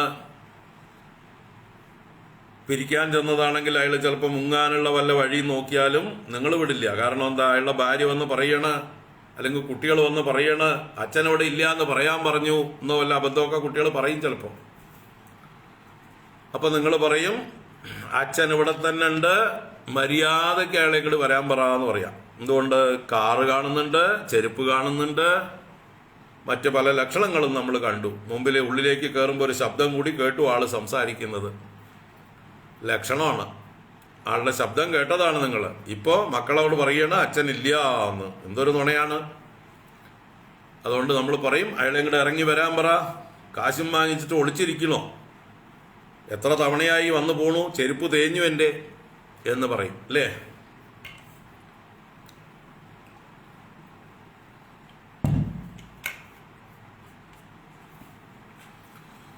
അപ്പോൾ ഇതുപോലെ ലക്ഷണത്തിൽ നിന്ന് ലക്ഷ്യത്തിലേക്ക് നമ്മളെ എത്തിക്കുന്നത് പോലെ ഈ ശ്രീമദ് ഭാഗവതത്തിലെ 10 സ്കന്ധങ്ങൾ അതിൻ്റെ ലക്ഷണങ്ങളിൽ കൊണ്ട് പരമമായ ലക്ഷ്യത്തിലേക്ക് എത്തിക്കുകയാണ്. സത്യം പരം ധീമഹി. ഭാഗവതം ചെയ്യുന്നത് പരമമായ സത്യത്തിൻ്റെ അനുസന്ധാനമാണ്, നിരന്തരമായ സത്യവിചാരമാണ് ചെയ്യുന്നത്. അത് 10 സ്കന്ധങ്ങളിലൂടെയും 10 സ്കന്ധങ്ങളിലും അതിലുള്ള ഓരോ അധ്യായങ്ങളിലും അതിലുള്ള ഓരോ ശ്ലോകങ്ങളിലും അതിൻ്റെ ഓരോ വാക്കുകളിലും ഈ സത്യത്തെ എങ്ങനെയൊക്കെ പ്രകാശിപ്പിക്കാം എന്നുള്ള ആ ഒരു ചിന്ത ഋഷി അന്തർഭവിപ്പിച്ചിട്ടുണ്ട്. അത് പ്രത്യക്ഷമായിട്ടോ പരോക്ഷമായിട്ടോ എങ്ങനെയെങ്കിലും ഈ പരമമായ സത്യം സത്യാന്വേഷകർക്ക് വെളിവാക്കി കൊടുക്കണം എന്നുള്ള ഒരു കരുണ, ആ ഒരു നല്ല ഹൃദയം, അതാണ് ഇത് രചിച്ച ഋഷിയുടെ വ്യാസന്റെ ഉദ്ദേശ്യം. അതുകൊണ്ട് ഈ 10 സ്കന്ധത്തിലും അതിലെ ഓരോ അധ്യായത്തിലും അതിലെ ഓരോ ശ്ലോകങ്ങളിലും ഓരോ വാക്കിലും അദ്ദേഹം സത്യം പരം ധീമഹി, സത്യം പരം ധീമഹി, സത്യം പരം ധീമഹി എന്ന ആ ഒരു ആശയത്തെ അദ്ദേഹം പ്രകാശിപ്പിക്കുവാനുള്ള ശ്രമത്തിലാണ്. നമുക്ക് ആ പരമമായ സത്യത്തെ കാണിച്ചു തരണം. നമ്മൾ എത്ര പൊട്ട കണ്ണന്മാരാണെങ്കിലും എത്ര ബുദ്ധിഹീനന്മാരാണെങ്കിലും എങ്ങനെയെങ്കിലും നമ്മുടെ തല തുരന്ന് അതിൻ്റെ അകത്തുള്ള തലച്ചോറ് മാറ്റി വെച്ചിട്ടാണെങ്കിലും എങ്ങനെയെങ്കിലും നമ്മുടെ ഉള്ളിലേക്ക് ഈ ഒരു ആശയത്തെ കുത്തിച്ചെലുത്താനായിക്കൊണ്ട് അദ്ദേഹം പാടുപെട്ടിരിക്കുകയാണ്. ഓരോ വാക്കിലും അദ്ദേഹം സത്യം പരം ധീമഹി എന്ന ധ്വനി ഉറപ്പിച്ചു വെച്ചിട്ടുണ്ട്. അങ്ങനെ വേണം നമ്മൾ ഭാഗവതത്തെ വായിക്കാൻ. അല്ലാതെ ഭാഗവതം പരസ്പരം ബന്ധമില്ലാത്ത കുറെ പൊട്ട കഥകൾ ഏച്ചുകൂട്ടി മുഴച്ചു നിൽക്കുന്ന കോക്ക് ആൻഡ് ബുൾ സ്റ്റോറീസ് അല്ല. അശാസ്ത്രീയമായി നിർമ്മിച്ച കുറേ ചരിത്ര കഥകളോ പുരാണ കഥകളോ അല്ലെങ്കിൽ നടക്കാത്ത കഥകളോ ഉട്ടോപ്പിയൻ തിയറീസോ അല്ല ശ്രീമദ് ഭാഗവതം. ഭാഗവതം എന്നുള്ളത് മഹാകാരുണികനായ വിശാല ബുദ്ധിയായ മഹാമനീഷിയായ വ്യാസമഹർഷിയുടെ കാരുണ്യത്തിന്റെ പ്രകടനമാണ്. നമ്മുടെ ഓരോരുത്തരുടെ ഉള്ളിലും ഈ പരമമായ സത്യം പ്രകാശിക്കണം. അതിനെങ്ങനെയൊക്കെ ഏതൊക്കെ രീതി ഉപയോഗിക്കാം അതൊക്കെ ഉപയോഗിച്ചുകൊണ്ട് അദ്ദേഹം പരമാവധി പ്രയത്നം ചെയ്തിരിക്കുന്നതാണ്. അതിനെ നമ്മൾ ഒരു ഹോളിസ്റ്റിക് ആയിട്ടുള്ള ഒരു ടെക്സ്റ്റായിട്ട് വേണം കാണാൻ, മുഴുവനായിട്ട് ദർശിക്കണം. സമഗ്രമായൊരു ദർശനം ഈ ഭാഗവതത്തെക്കുറിച്ച് നമുക്ക് വേണം. അല്ലാതെ ഭാഗവതത്തെ നമ്മൾ അന്ധൻ ആനയെ കണ്ടതുപോലെ കാണരുത്. ഭാഗവതത്തിലെ ഓരോ കഥകളും നമുക്ക് തോന്നിയതുപോലെ വ്യാഖ്യാനിക്കാനുള്ളതല്ല. അന്ധൻ ആനയെ കണ്ടാൽ അന്ധൻ കണ്ടത് മാത്രമേ അദ്ദേഹത്തിന് അറിയുള്ളൂ. ആനയുടെ വാല് മാത്രം കണ്ടുവെങ്കിൽ പിടിച്ചുവെങ്കിൽ അതാണ് ആന എന്ന് വിചാരിക്കും. തുമ്പിക്കൈ പിടിച്ചാൽ അതാണ് ആന എന്ന് വിചാരിക്കും. കാല് പിടിച്ചാൽ അതാണ് ആന എന്ന് വിചാരിക്കും. അതാണ് അന്ധന്മാരുടെ ദർശനം. അപ്പൊ അതുപോലൊരു വികലമായൊരു ദർശനമല്ല ശ്രീമദ് ഭാഗവതത്തെക്കുറിച്ച് വേണ്ടത്. ഒരു സമഗ്രമായ ദർശനം വേണം നമുക്ക്. അതിനാണ് ഈ ലക്ഷണങ്ങളോടുകൂടി നമ്മൾ ഭാഗവതം പഠിക്കണം എന്ന് പറയുന്നത്. അപ്പൊ ഈ ലക്ഷണങ്ങൾ ഓരോ ഇതിലും ഓരോ സ്കന്ധത്തിലും ഓരോ ലക്ഷണങ്ങൾക്ക് പ്രാധാന്യം. ഇനി മറ്റ് വിഷയങ്ങളും സ്കന്ധത്തിൽ ഉണ്ടാവും, പക്ഷെ ഏറ്റവും പ്രാധാന്യമായിട്ടുള്ള വിഷയമാണ് ഇവിടെ പറയുന്നത്. അപ്പോൾ ഒന്നാമത്തെ ലക്ഷണം സർഗം, ഈ പ്രപഞ്ചത്തിന്റെ നിർമ്മാണം അഥവാ സൃഷ്ടി, അതിന്റെ മാനിഫെസ്റ്റേഷൻ, അതിന്റെ ക്രമം. അതാണ് ഭൂതമാത്രേന്ദ്രിയ ധിയാം ജന്മ സർഗ ഉദാഹൃത. തൃതീയ സ്കന്ധത്തിൽ വിദുര മൈത്രേയ സംവാദത്തിലൂടെ ശുഖബ്രഹ്മർഷി പരീക്ഷത്തിന് ഈ പ്രപഞ്ചത്തിന്റെ സൃഷ്ടിയെക്കുറിച്ച് അതിന്റെ ഉൽപ്പത്തിയെക്കുറിച്ചിട്ടുള്ള രഹസ്യങ്ങൾ പറഞ്ഞു കൊടുക്കുന്നു. അത് എങ്ങനെയൊക്കെയാണ്, ഏതൊക്കെ ക്രമത്തിലൊക്കെയാണ് ഉണ്ടായത്, എന്തൊക്കെ ഗുണങ്ങളോട് കൂടിയിട്ടാണ് ഓരോ തത്വങ്ങളും ആവിർഭവിച്ചത്, എന്നിട്ട് ഇവയെല്ലാം കൂടിച്ചേർന്ന് എങ്ങനെയാണ് ഈ കാണുന്ന ബ്രഹ്മാണ്ടം ഉണ്ടായത് എന്നുള്ള വർണ്ണനയാണ് സർഗം. അപ്പോൾ തൃതീയ സ്കന്ധത്തിന്റെ സ്പെഷ്യലായിട്ടുള്ള വിഷയം സർഗം. മറ്റ് പല വിഷയങ്ങളും അതിൽ എന്താ പറയുക, രുചിക്ക് വേണ്ടി ഇൻഗ്രീഡിയൻസ് ആയിട്ട് കൂട്ടിയിട്ടുണ്ട്. പ്രധാനം സർഗമാണ്. അപ്പോൾ അതിലെ ആദ്യത്തെ എന്താ പറയുക വരാഹാവതാര കഥ വരെയുള്ള 19 അധ്യായങ്ങളിലും ആ സർഗത്തെ കൂടുതലായിട്ട് വർണ്ണിച്ചിരിക്കുന്നു. പിന്നീട് കപില ചരിത്രത്തിലൂടെയും അതിനെ ഒന്നുകൂടെ നല്ലതുപോലെ വിശദമാക്കി തരികയാണ്. കപില ഉപദേശത്തിലൂടെ കപില ഭഗവാൻ ദേവഹൂതി ദേവിക്ക് ഉപദേശിച്ചു കൊടുക്കുന്ന ഉപദേശത്തിലൂടെയും ഈ സർഗത്തെക്കുറിച്ച് തന്നെയാണ് നമ്മൾ പഠിക്കുന്നത്. എന്നിട്ട് സർഗത്തുനിന്ന് പുറത്ത് കടക്കാനുള്ള വഴിയും. ഈ സർഗം ആ സർഗത്തിൽ നമ്മൾ ഭ്രമിക്കാതിരിക്കാൻ, ഭഗവാന്റെ തന്നെ വിഭൂതിയാണ്, ഭഗവാന്റെ തന്നെ മാനിഫെസ്റ്റേഷനാണ്, ഭഗവാൻ തന്നെ പലതായി തീർന്നതാണ് ഈ കാണുന്നതായിട്ടുള്ള നാനാ നാമരൂപാത്മകമായ പ്രപഞ്ചം എന്ന അറിവ് ഉറപ്പിച്ച ശേഷം അതിൽ ഭ്രമിക്കാതെ ആ ഭഗവാനെ തന്നെ ആരാധിക്കുക നമ്മുടെ ജീവിതം കൊണ്ട്. ആ ഭഗവാനെ ആരാധിക്കാനുള്ളതാണ് നമ്മുടെ ജീവിതം. യതഃ പ്രവൃത്തിർഭൂതാനാം ഏന സർവമിദം തതം സ്വകർമ്മണാ തമഭ്യർച്ച്യ സിദ്ധിം വിന്ദതി മാനവഃ. ഓരോരുത്തരും ഈ ഭൂതങ്ങളുടെ ഉൽപ്പത്തി എവിടെ നിന്നാണെന്ന് അറിഞ്ഞ്, യതഃ പ്രവൃത്തിർഭൂതാനാം ഏന സർവമിദം തതം, ഏതൊന്നിനാലാണ്, ആരാലാണ് ഈ പ്രപഞ്ചം മുഴുവൻ വ്യാപിച്ച് നിലനിർത്തപ്പെടുന്നത്? Who sustains this whole universe. അവനെ അറിഞ്ഞ് അവനായിക്കൊണ്ട് സമർപ്പിക്കുക നമ്മുടെ ജീവിതത്തെ. സ്വകർമ്മണ തം അഭ്യർച്ച്യ. ഓരോരുത്തരും അവരവരുടെ സർഗം, അവനവന്റെ കർമ്മങ്ങൾ, ധർമ്മങ്ങൾ ആ ഭഗവാന് സമർപ്പിച്ച് ജീവിതം ധന്യമാക്കുക. സ്വകർമ്മണ തം അഭ്യർച്ച്യ സിദ്ധിം വിന്ദതി മാനവ. അങ്ങനെയുള്ള മാനവൻ അവന്റെ ജീവിതത്തിന്റെ സാഫല്യത്തെ നേടുന്നു.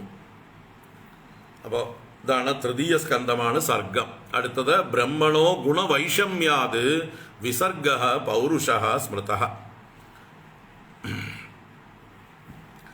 ഗുണവൈഷമ്യാത്, ഗുണവൈഷമ്യം എന്ന് പറഞ്ഞാൽ ഗുണങ്ങളുടെ വിഷമാവസ്ഥ കൊണ്ട്. ഏതാണ് ഗുണങ്ങൾ? സത്വം, രജസ്, തമസ്. ഈ മൂന്ന് ഗുണങ്ങൾ, ത്രിഗുണങ്ങൾ, ആ ത്രിഗുണങ്ങളുടെ വൈഷമ്യം കൊണ്ടുണ്ടാവുന്നതാണ് വിസർഗം. അത് ബ്രഹ്മണ പൗരുഷ, ബ്രഹ്മാവിൽ നിന്ന് ഉണ്ടാകുന്ന ജന്മ,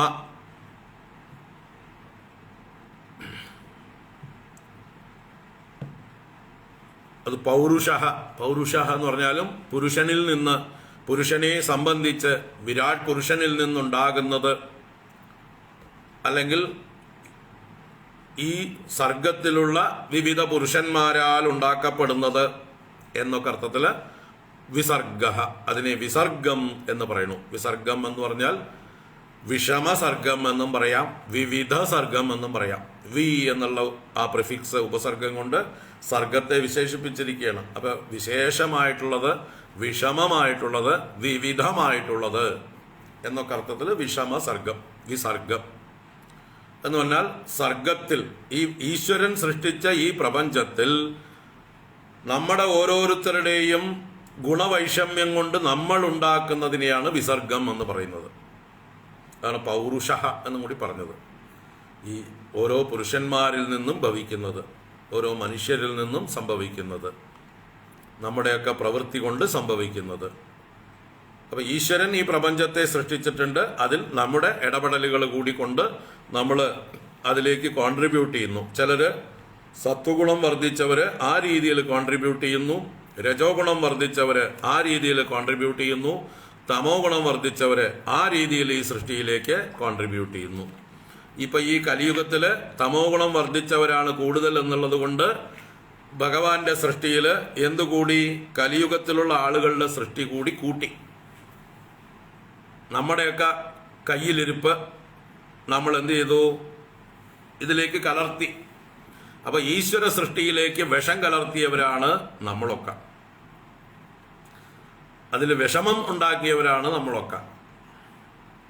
ഈശ്വരൻ വിവിധമായതിനെ സൃഷ്ടിച്ചു. പക്ഷെ ആ വിവിധമായതിനെ നമ്മൾ നമ്മുടേതായിട്ടുള്ള രാഗദ്വേഷങ്ങളെ കൊണ്ട്, നമ്മുടേതായിട്ടുള്ള വിഷയ വാസനകളെ കൊണ്ട്, നമ്മുടെ ഗുണവൈഷമ്യം കൊണ്ട്, സത്വം, രജസ്, തമസ് എന്നുള്ള 3 ഗുണങ്ങളെ കൊണ്ട് ഇതില് പലതും ഉണ്ടാക്കി. അതിന്റെ ദൃഷ്ടാന്തമായിട്ടാണ് ചതുർത്ഥ സ്കന്ധം, ദക്ഷയാഗം, ധ്രുവചരിതം, പൃഥുചരിതം, പുരഞ്ജനോപാഖ്യാനം, ഈ 4 പ്രധാന കഥകൾ.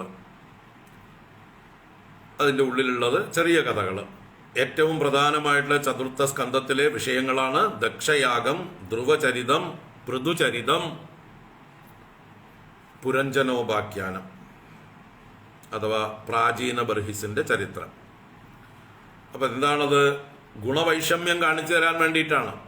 എന്താണ് ഗുണവൈഷമ്യം? ദക്ഷന്റെ തമോ ഗുണം കൊണ്ട് ദക്ഷൻ വരുത്തി വയ്ക്കുന്ന പ്രശ്നങ്ങൾ. ദക്ഷന് മര്യാദക്കാരനായിരുന്നു, സത്വഗുണമായിരുന്നുവെങ്കിൽ അവിടെ കുറേ സംഭവങ്ങൾ ഒഴിവാക്കാമായിരുന്നു. മഹാദേവനെ ശപിച്ചത്, ആ മഹാദേവനെ വെല്ലുവിളിച്ചുകൊണ്ട് മഹാദേവനെ നിന്ദിക്കാൻ വേണ്ടി ഒരു യാഗം നടത്തിയത്, ആ യാഗത്തിന് വന്നതായിട്ടുള്ള സതീദേവിയെ അപമാനിച്ചത്, ആ സതീദേവി ദേഹത്യാഗം ചെയ്യുമ്പോൾ പോലും തടയാതിരുന്നത്, അതിൻ്റെ അനന്തരമായിട്ട് ഭഗവാൻ കോപിച്ചത്, വീരഭദ്രാദികളെ കൊണ്ട് ദക്ഷയാഗത്തെ നശിപ്പിച്ചത്, ദക്ഷന്റെ തലയെടുപ്പിച്ചത്, അതിനുശേഷം പിന്നീട് ബ്രഹ്മാദി ദേവന്മാർ ചെന്ന് മഹാദേവനെ സമാധാനിപ്പിച്ച് അദ്ദേഹത്തിൻ്റെ അനുഗ്രഹത്തോടുകൂടി ദക്ഷന് ആട്ടിൻ്റെ തല വെച്ചത്. അപ്പം അതുവരേക്കുള്ളതായിട്ടുള്ള സംഭവ വികാസങ്ങളൊക്കെ ആരുടെ കയ്യിലിരിപ്പ് കൊണ്ടുണ്ടായതാണ്? ദക്ഷന്റെ കയ്യിലിരിപ്പ് കൊണ്ടുണ്ടായതാണ്. എന്താണ് ദക്ഷന്റെ കയ്യിലിരിപ്പ്? തമോ ഗുണം, ദേഹാഭിമാനം, ഓവർ സ്മാർട്ട്നെസ്, താൻ കേമനാണെന്നുള്ളതായിട്ടുള്ള ആ ഒരു അഭിമാനം കൊണ്ട്, തമോ ഗുണത്തിൻ്റെ ആധിക്യം കൊണ്ട്, അഹങ്കാരം, വർദ്ധിച്ച അഹങ്കാരം കൊണ്ട് അദ്ദേഹം വരുത്തിവെച്ച വെനകളാണ് അവിടെ ഉണ്ടായ വിസർഗം. വിസർഗം എന്ന് പറഞ്ഞാൽ കോലാഹലങ്ങളൊക്കെ. ഭഗവാന്റെ സൃഷ്ടിയിൽ കോലാഹലങ്ങൾ ഉണ്ടാക്കാൻ സാധിച്ചു. ആർക്ക്? ദക്ഷനെ പോലെയുള്ള ആളുകൾക്ക്. നമുക്കും അതൊക്കെ തന്നെയാണ് സാധിക്കുന്നത്. നമ്മളെ കൊണ്ടാവുന്ന കോൺട്രിബ്യൂഷൻ നമ്മളും ഇപ്പോൾ ചെയ്തുകൊണ്ടിരിക്കുന്നുണ്ട് ഈ ലോകത്ത്. അപ്പൊ ലോകം ഈശ്വരൻ സൃഷ്ടിച്ചതിലല്ല കുഴപ്പം, അതിൽ കുഴപ്പമുണ്ടാക്കുന്ന നമ്മളാണ് കുഴപ്പക്കാര്.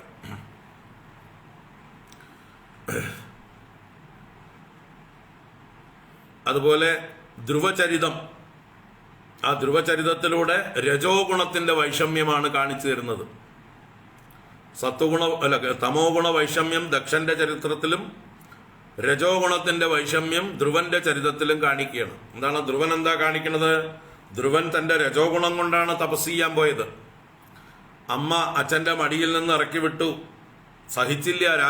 രാജകുമാരനായതുകൊണ്ട്, ക്ഷത്രിയനായതുകൊണ്ട് രജോ ഗുണം വർദ്ധിച്ചവനാണ്. ചവിട്ടേറ്റ പാമ്പിനെ പോലെ ദേഷ്യപ്പെട്ടു പോകുന്ന ധ്രുവന്റെ കാഴ്ചയുണ്ട്, ധ്രുവന്റെ ദർശനമുണ്ട്. അത് കഴിഞ്ഞ് അമ്മയോട് യാത്ര പോലും പറയാതെ അമ്മ പറഞ്ഞതനുസരിച്ച് ഭഗവാനെ ഭജിക്കാൻ കാട്ടിലേക്ക് പോകുന്ന ആ ദൃഢനിശ്ചയം, അത് ക്ഷത്രിയന്റെ നിശ്ചയമാണ്, രജോ ഗുണമാണത്. മുന്നോട്ടെടുത്ത് വെച്ച കാൽ പിന്നോട്ട് വെക്കാതെ നാരദൻ ആവുന്നത് ശ്രമിച്ചു പിന്തിരിപ്പിക്കാൻ. നീ 5 വയസ്സായിട്ടുള്ള ബാലനല്ലേ, നിനക്കെന്തിനാ മാനാപമാനമൊക്കെ, ഇതിനേക്ക് എന്തിനാ നീ വലിയ കാര്യമാക്കുന്നത്, നീ മടങ്ങിപ്പോ, കാട്ടിൽ ചെന്ന വലിയ പ്രശ്നങ്ങളാണ് എന്ന് പറഞ്ഞ് മുടക്കാൻ ശ്രമിച്ചിട്ടും ധീരനായി ആ എന്താ പറയുക ക്ഷത്രിയ വാസനയോടുകൂടിയ ധ്രുവൻ മുന്നോട്ട് വെച്ച കാൽ പിന്നോട്ട് വെക്കാതെ 6 മാസം കൊണ്ട് കഠിനമായ തപസ്സുകൊണ്ട് ലോകങ്ങളെ മുഴുവൻ സ്തംഭിപ്പിച്ച് രജോ ഗുണം പ്രകടിപ്പിച്ചു. അങ്ങനെ ഭഗവാനെ നിർബന്ധിച്ച് പ്രസന്നനാക്കി അദ്ദേഹത്തിന്റെ മുമ്പിൽ അവതരിപ്പിച്ചു. അങ്ങനെ 6-ാം മാസം ഭഗവാൻ പ്രത്യക്ഷമായപ്പോൾ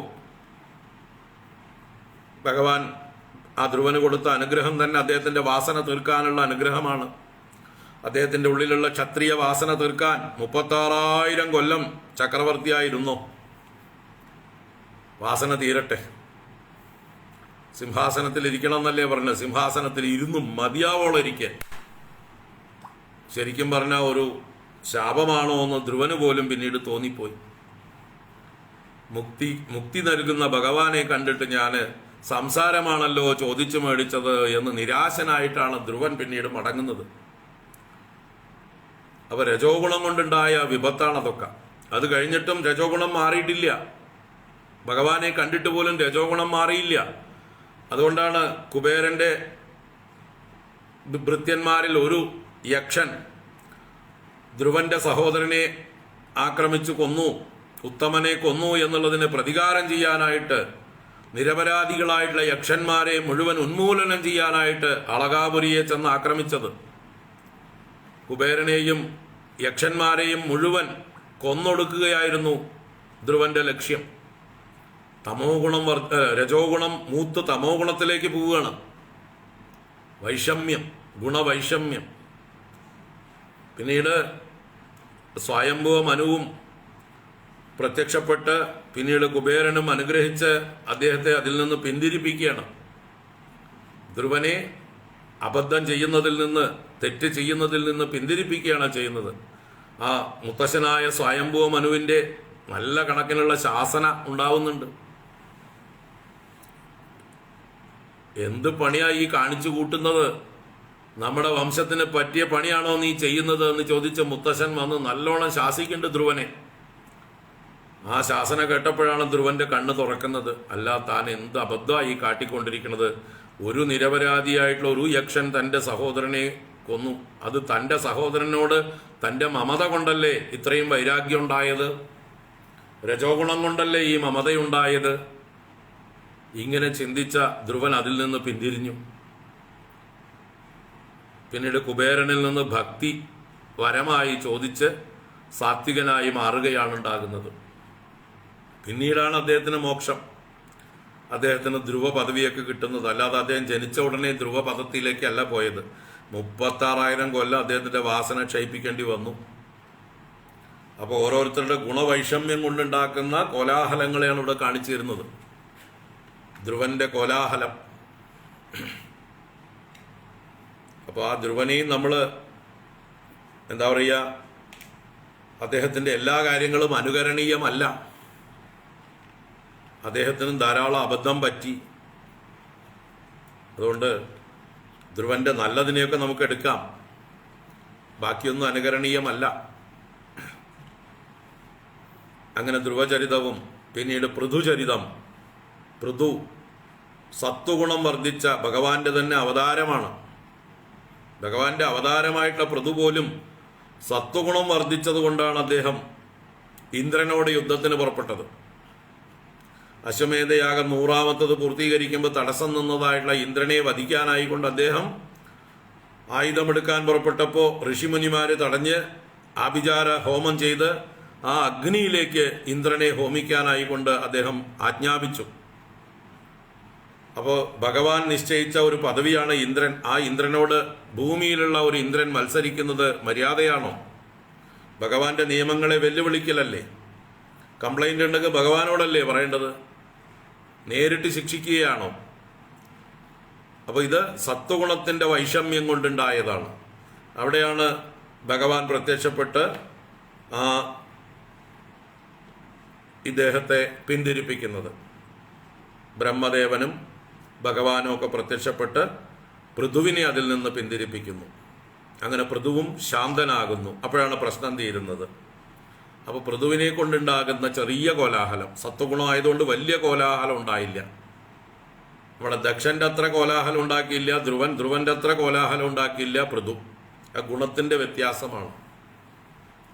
പിന്നീടാണ് പ്രാചീന ബർഹിസിന്റെ കഥയിലൂടെ, നാരദന്റെ ഉപദേശത്തിലൂടെ, പുരഞ്ജനോപാഖ്യാനത്തിലൂടെ നമ്മൾ ചെയ്യേണ്ടത് ഈ കർമ്മങ്ങളൊക്കെ എന്തിനു വേണ്ടിയിട്ടാണ് ചെയ്യുന്നത്? ചിത്തശുദ്ധിക്ക് വേണ്ടിയിട്ടാണ്, അല്ലാതെ കർമ്മങ്ങൾക്ക് വേണ്ടിയിട്ടല്ല കർമ്മം.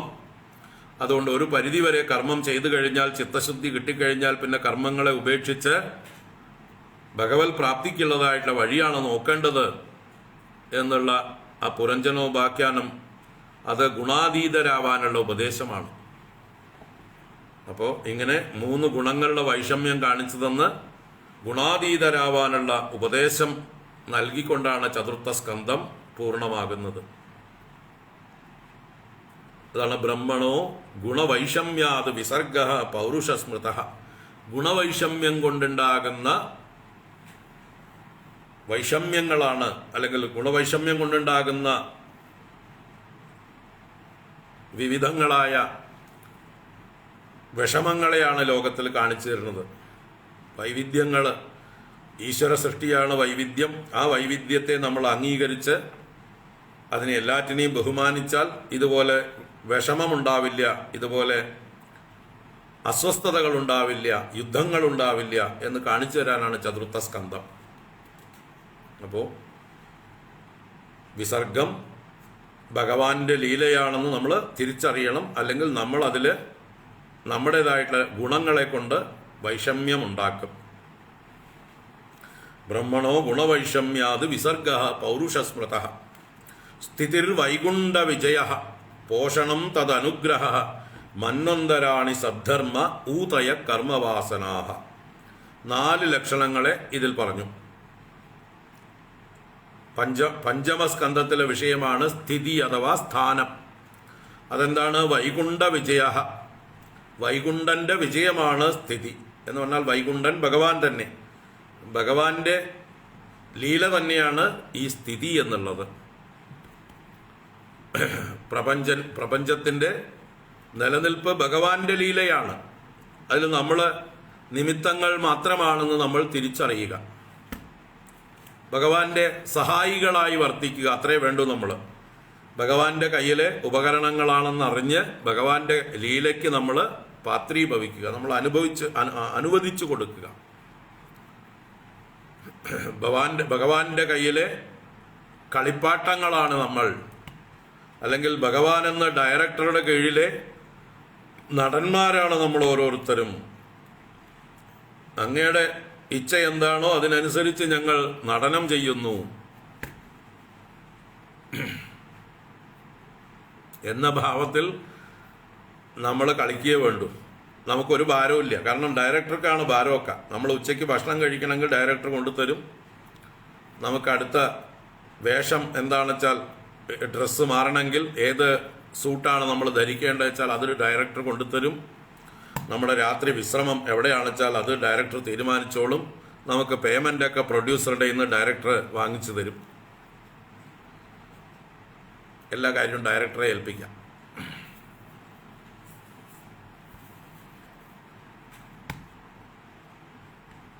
അപ്പോൾ പഞ്ചമസ്കന്ധത്തിലെ പ്രിയവ്രത ചരിതം, ഋഷഭചരിതം, ഭരതചരിതം, ഈ ചരിത്രങ്ങളൊക്കെ ഭഗവാന്റെ സ്ഥിതി എന്ന ലീലയെ വ്യാഖ്യാനിക്കുന്നതാണ്. സന്യാസിയാവാൻ പോയ പ്രിയവ്രതനെ ലോകത്തിൽ ഇന്നുവരെ കണ്ടിട്ടുള്ള ഏറ്റവും നല്ല രാജാവായിട്ട് തിരിച്ചു കൊണ്ടുവന്നത് ഭഗവാന്റെ ഇച്ഛയാണ്. പ്രിയവ്രതനെ പോലൊരു രാജാവ് ഇന്ന് വരെ ഭൂമിയിൽ ഉണ്ടായിട്ടില്ല എന്ന് പിന്നെ പ്രഖ്യാപിച്ചു. അപ്പോൾ അദ്ദേഹം ജന്മനാ വിരക്തനായ ഒരു ആളായിരുന്നു. നാരദാശ്രമത്തിൽ ചെന്ന് മഹേന്ദ്ര പർവ്വതത്തിൽ ചെന്ന് നാരദ മഹർഷിയിൽ നിന്ന് ബ്രഹ്മവിദ്യ പഠിച്ചുകൊണ്ട് അവിടെ തന്നെ ബ്രഹ്മചാരിയായി കൂടിയ ആളായിരുന്നു. പക്ഷേ ഭഗവാൻ സങ്കല്പിച്ചു, ഇയാളെ എങ്ങനെ വിട്ടാൽ പറ്റില്ല, ഇയാളെ നമുക്ക് വേണം. ആ പ്രിയവ്രതന്റെ ഒരു ആവർത്തനമാണ് നമ്മുടെ ഇപ്പോഴുള്ള പ്രധാനമന്ത്രി മോദിജിയുടെ ചരിത്രവും. മോദിജി സന്യസിക്കാൻ പോയ ആളാണ്. സന്യസിക്കാൻ പോയ ആളെ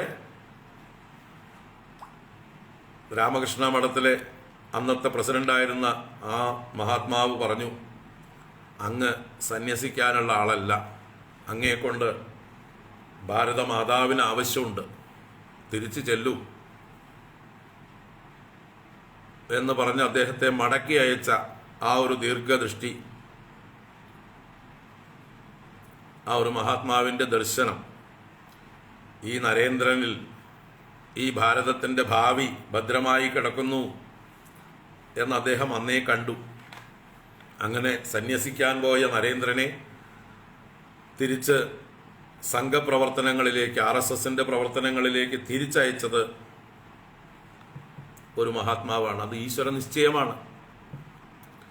അതുപോലെ സന്യസിക്കാൻ പോയ പ്രിയവ്രതനെ മനു തിരിച്ചു വിളിക്കാൻ പോയിട്ട് വന്നില്ലെങ്കിലും പിന്നീട് ഭഗവാന്റെ നിർദ്ദേശം കൊണ്ട് ബ്രഹ്മദേവൻ വന്ന് നിർബന്ധിച്ച്, അങ്ങ് എവിടെ ഇരുന്നാൽ എന്താ, അങ്ങ് എന്ത് ചെയ്താൽ എന്താ, അങ്ങ് ഗൃഹസ്ഥനായാൽ എന്താ, രാജാവായാൽ എന്താ, അങ്ങയുടെ ജ്ഞാനത്തിന് ഒരു കുറവുണ്ടാവാൻ പോകുന്നില്ല എന്ന് പറഞ്ഞുകൊണ്ട് ഉപദേശിച്ച് അദ്ദേഹത്തിനെ രാജ്യഭാരം ഏറ്റെടുക്കാനായിട്ട് ബ്രഹ്മദേവൻ വന്ന് നിർബന്ധിക്കുന്നതും പിന്നീട് അദ്ദേഹം തിരിച്ച് അച്ഛൻ്റെ കൂടെ മനുവിൻ്റെ കൂടെ വന്ന് രാജ്യഭാരം ഏറ്റെടുക്കുന്നതും വലിയ ചരിത്രം. ആ പ്രിയവ്രതൻ എത്ര വർഷങ്ങളാണ് രാജ്യം ഭരിച്ചത്, ഭൂമി മുഴുവൻ ഭരിച്ചത്. അദ്ദേഹത്തിൻ്റെ ഭരണം കൊണ്ടാണ് അദ്ദേഹത്തിൻ്റെ രഥചക്രം ഭൂമിയിൽ എന്നും ഉരുണ്ട് ആ രഥചക്രത്തിൻ്റെ ചാലുകൾ സമുദ്രങ്ങളായി മാറി 7 സമുദ്രങ്ങളും 7 ഭൂഖണ്ഡങ്ങളും ഉണ്ടായതുപോലും പ്രിയവ്രതൻ്റെ സഞ്ചാരം കൊണ്ടാണ്. ആ 7 ഭൂഖണ്ഡങ്ങളിലും അദ്ദേഹം തൻ്റെ ഉത്തമന്മാരായ മക്കളെ രാജ്യഭാരം ഏൽപ്പിച്ചു. പിന്നീട് അതിൽ ജംബൂദ്വീപത്തിൽ അദ്ദേഹത്തിൻ്റെ പുത്രനായ നാഭിയെ ഭരണമേൽപ്പിച്ചു. ആ നാഭിയിൽ നിന്ന് ഭഗവാൻ തന്നെ ഋഷഭൻ എന്ന പേരിൽ അവതരിച്ച് ഈ ജംബൂദ്വീപം ആഗ്നീദ്രനാണ്, പ്രിയവ്രതന്റെ പുത്രൻ ആഗ്നീദ്രൻ ഭരിക്കുന്നു. ആഗ്നീദ്രപുത്രനായ നാഭി ഭാരതവർഷം ഭരിക്കുന്നു. ആ ഭാരതവർഷത്തിൽ പിന്നീട് ഋഷഭൻ എന്ന ഭഗവാന്റെ അവതാരം ഉണ്ടാകുന്നു. ആ ഋഷഭന്റെ പുത്രനായി ഭരതൻ ഉണ്ടാകുന്നു. ആ ഭരതൻ പോലും സന്യസിക്കാൻ പോയ ഭരതനെ മാൻകുട്ടിയെ രക്ഷിക്കാനും അതിലൂടെ തിരിച്ചു വന്ന് പിന്നൊരു ജഡഭരതനായി തീരാനും രഘുഗണന് ഉപദേശം കൊടുക്കാനും ഒക്കെ ആയിട്ട് ഉപയോഗിക്കുന്നതും ഭഗവാൻ തന്നെ. അപ്പൊ ഭഗവാന്റെ ലീലകളാണിതെല്ലാം. വൈകുണ്ഠ വിജയം, സ്ഥിതിർ വൈകുണ്ഠ വിജയം. അതുപോലെ ആ പഞ്ചമസ്കന്ധത്തില് 16-ാം അധ്യായം മുതൽക്ക് 26-ാം അധ്യായം വരെ ഭൂഗോള വർണ്ണന, ജ്യോതിർഗോള വർണ്ണന, അധോലോക വർണ്ണന, നരക വർണ്ണന, ഇങ്ങനെ 11 അധ്യായങ്ങളെ കൊണ്ട് വിരാട് രൂപത്തെ വർണ്ണിക്കുകയാണ്. ഈ ഭഗവാന്റെ തന്നെ വിരാട് രൂപമാണിത്, വിശ്വരൂപമാണിത്. ഭഗവാൻ തന്നെയാണ് ഇതിനെയൊക്കെ നിലനിർത്തിയിരിക്കുന്നത്. ഓരോ രൂപത്തിലും കാണുന്നില്ലേ ഓരോ ഭാഗത്ത് ഇന്നന്ന ദേശത്ത് ഭഗവാൻ ഇന്നന്ന മൂർത്തിയായി ഇന്നന്നവരാൽ ആരാധിക്കപ്പെട്ടുകൊണ്ട് അതാത് ദേശത്തെ രക്ഷിച്ചുകൊണ്ട് ഭഗവാൻ നിൽക്കുന്നു. ഭഗവാന്റെ ദശാവതാര മൂർത്തികളും സൂര്യചന്ദ്രമൂർത്തികളും അഗ്നിമൂർത്തിയും ഇങ്ങനെ അനേക മൂർത്തികളായി ഭഗവാൻ ഈ പ്രപഞ്ചത്തെ എങ്ങനെയാണ് രക്ഷിക്കുന്നത് എന്ന് കാണിച്ചു തരുന്നതാണ് പഞ്ചമസ്കന്ധം. സ്ഥിതിർ വൈകുണ്ഠ വിജയ, ഭഗവാന്റെ വിജയം, ഭഗവാന്റെ ലീല. അതുപോലെ പോഷണം തദനുഗ്രഹ, പോഷണം എന്നുള്ള ലീലയാണ് ഷഷ്ടസ്കന്ധം. തദനുഗ്രഹ, ഭഗവാൻ ആരെ അനുഗ്രഹിക്കാൻ തീരുമാനിച്ചോ അവിടെ പോഷണം ഉണ്ടാവും. ഭഗവാൻ ആരെ നിഗ്രഹിക്കാൻ തീരുമാനിച്ചോ അവിടെ ശോഷണം ഉണ്ടാകും. അപ്പൊ ഭഗവാന്റെ അനുഗ്രഹമാണ് പോഷണം. അജാമിളനെ പോഷിപ്പിച്ചതും ദക്ഷനെ പോഷിപ്പിച്ചതും ദക്ഷപുത്രിമാർ 60 പേരിലൂടെ ഈ പ്രപഞ്ചത്തെ പോഷിപ്പിച്ചതും ദിതിയുടെ വ്രതത്തിൽ നിന്നുണ്ടായ മരുത്തുക്കൾ എന്നതായിട്ടുള്ള 49 കുട്ടികളെ പോഷിപ്പിച്ചതും ചിത്രകേതുവിൻ്റെ പോഷണവും, അങ്ങനെ പോഷണ കഥകൾ, അതാണ് ഷഷ്ടസ്കന്ധത്തിലെ വിഷയം. ഭഗവാൻ ആരെ അനുഗ്രഹിക്കുന്നുവോ അവര് പുഷ്ടരാവുന്നു, പോഷിപ്പിക്കപ്പെടുന്നു. പിന്നെ മന്വന്തരാണി സദ്ധർമ്മ, ഭഗവാന്റെ ധർമ്മം, ഭഗവാന്റെ സത്തായ ധർമ്മം, നിലനിൽപ്പ്, ഈ പ്രപഞ്ചത്തിന്റെ നിലനിൽപ്പിനായിക്കൊണ്ട് ഭഗവാന്റെ വ്യവസ്ഥയാണ് മന്വന്തര കഥ. ഓരോ മന്വന്തരങ്ങളിലും ഭഗവാൻ ഏതേത് ഭാവങ്ങളിൽ പ്രപഞ്ചത്തെ പരിപാലിക്കുന്നു. മനുക്കളായും മനുപുത്രന്മാരായും ദേവന്മാരായും ഇന്ദ്രനായും സപ്തർഷികളായും ഭഗവാന്റെ അവതാരമായും 6 മൂർത്തികളെ എടുത്തുകൊണ്ട് മന്വന്തര ഷഡ്കം എന്ന പേരിൽ ഓരോ മന്വന്തരത്തിനും ഉയർന്ന ഭരണാധികാരികളെ ഭഗവാൻ തന്നെ, ഭഗവാന്റെ വിഭൂതികളെ കൊണ്ട് തന്നെ ഭഗവാൻ ഭരണം നിർവഹിക്കുന്നു. അങ്ങനെ ലോകത്തിലെ ധർമ്മപരിപാലനം ഭഗവാൻ എങ്ങനെയാണ് നടത്തുന്നത്, ഈ ലോകത്തിന്റെ നിലനിൽപ്പ് ഭഗവാൻ എങ്ങനെയാണ് നടത്തുന്നത് എന്നതാണ് അഷ്ടമസ്കന്ധത്തിലെ വിഷയം. സ്വയംഭൂ മനുവിന്റെ കഥയാണ് ആദ്യം പറയുന്നത്. പിന്നീട് ഗജേന്ദ്രമോക്ഷം, പിന്നീട് പാലാഴിമദനം,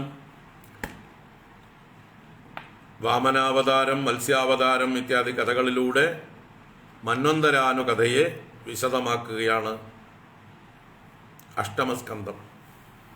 പിന്നീട് നവമസ്കന്ധം ഈശാനുകഥ, സൂര്യവംശം, ചന്ദ്രവംശം, ഈ വംശത്തിലുള്ളതായിട്ട് 7ാമത്തെ സ്കന്ധം വിട്ടു അല്ലേ. ഊതയ കർമ്മവാസന, അത് 7ആണ്. ഊതയ കർമ്മവാസന, കർമ്മവാസനകളെ കുറിച്ച് പ്രതിപാദിക്കുന്ന സ്കന്ധമാണ്. എന്തുകൊണ്ട് ഓരോരുത്തരും ഓരോ രീതിയിൽ പെരുമാറുന്നു, അത് അവരവരുടെ കർമ്മവാസന കൊണ്ടാണ്. അത് സൂചിപ്പിക്കുന്നതാണ് 7-ാമത്തെ സ്കന്ധം.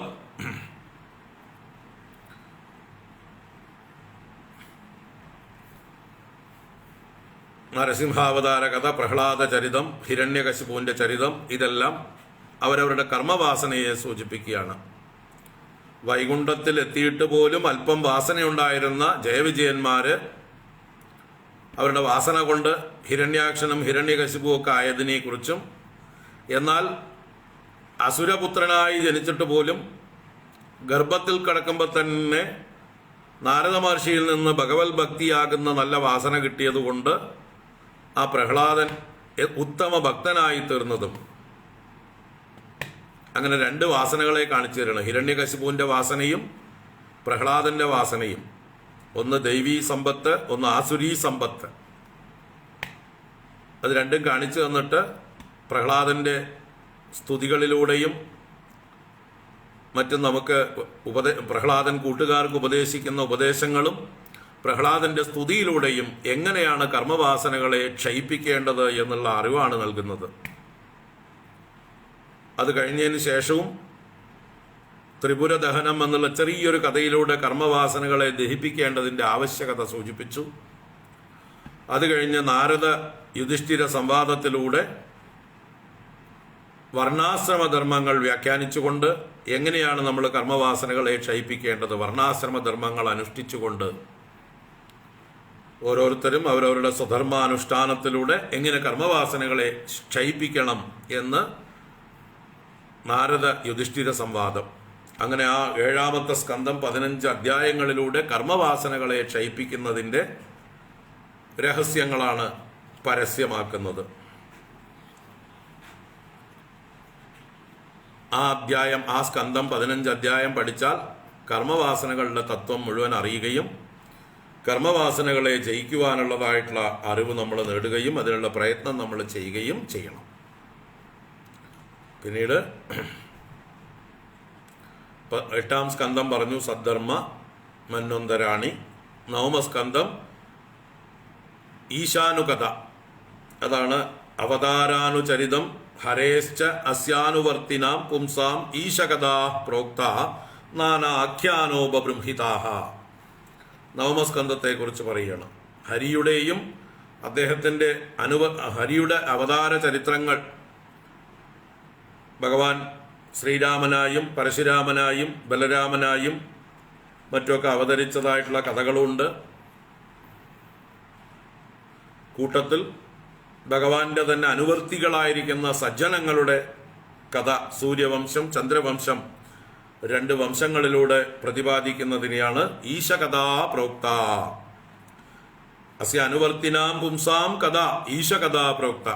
ഹരിയുടെ അവതാര ചരിതവും ഭഗവാന്റെ അനുവർത്തികളായ ജനങ്ങളുടെ ചരിത്രവുമാണ് ഈശകഥ. അതിൽ നാനാ ആഖ്യാനങ്ങൾ ഉപാഖ്യാനങ്ങൾ കൊണ്ട് ഉപബൃംഹിതമാണ്, വിസ്തരിക്കപ്പെട്ടിരിക്കുന്നു. അങ്ങനെ 24 അധ്യായങ്ങളെ കൊണ്ട് 9ാം സ്കന്ധത്തില് ഈശചരിത്രം, ഈശാനുകഥ എന്ന് പറയുന്നു. അത് കഴിഞ്ഞ് 10ാം സ്കന്ധത്തിന്റെ ലക്ഷണമാണ് നിരോധോസ്യാനുശയനം ആത്മനഃ സഹ ശക്തിഭിഃ. അസ്യ ആത്മനഃ ശക്തിഭിഃ സഹ അനുശയനം. നിരോധം എന്താണ്? 10ാമത്തെ സ്കന്ധത്തിലെ വിഷയം ശ്രീകൃഷ്ണ അവതാര ചരിതമാണ്. അപ്പൊ ശ്രീകൃഷ്ണ അവതാര ചരിതം കേൾക്കുന്നതിലൂടെ നമ്മുടെ മനസ്സിന്റെ നിരോധം തന്നെയാണ് ഉദ്ദേശിക്കുന്നത്. അസ്യ അനുശയനം. എന്തിന്? ആത്മനഃ എന്നുള്ളത്. ആത്മനഃ എന്നുള്ളതിന് മനസ്സിന്റെ അന്ധക്കരണത്തിന്റെ എന്നൊക്കെ എടുക്കാം. അന്ധക്കരണത്തിന്റെ അനുശയനം. അനുശയനം എന്ന് പറഞ്ഞാലോ അതിൻ്റെ ശമനം, അതിൻ്റെ നിവൃത്തി, അതിലുള്ള വാസനകളുടെ ക്ഷയം, ചിത്തവൃത്തികളുടെ നിരോധം. ആ ചിത്തവൃത്തികളുടെ നിരോധം തന്നെയാണ് 10ാം സ്കന്ധം കൊണ്ട് ഉദ്ദേശിക്കുന്നത്. അതിൻ്റെ ശക്തികളോടുകൂടെ എന്ന് പറയുന്നത് എന്താ? ശക്തികൾ, മനസ്സിൻ്റെ ശക്തികൾ ചിത്തവൃത്തികൾ തന്നെയാണ്. അപ്പം ചിത്തവൃത്തികളോടുകൂടി മനസ്സിൻ്റെ ലയമാണ് 10ാം സ്കന്ധം കൊണ്ട് സാധിക്കേണ്ടത്. അതാണ് ഭഗവാന്റെ ലീലയിലൂടെ ഭഗവാനും കാണിച്ചു തരുന്നത്.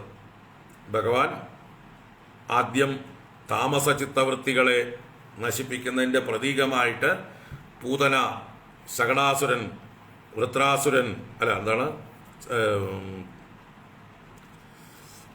തൃണാവർത്തൻ, ബകാസുരൻ, അകാസുരൻ, കേശി എന്നിങ്ങനെ കംസന്റെ വധം വരെയുള്ളതായിട്ടുള്ള ചരിത്രങ്ങളിലൂടെ തമോ ഗുണപ്രധാനികളായ അസുരന്മാരെ വധിക്കുന്നതിലൂടെ ആസുരവാസനകളെ ആദ്യം ക്ഷയിപ്പിക്കുന്നതിനെ പറഞ്ഞു.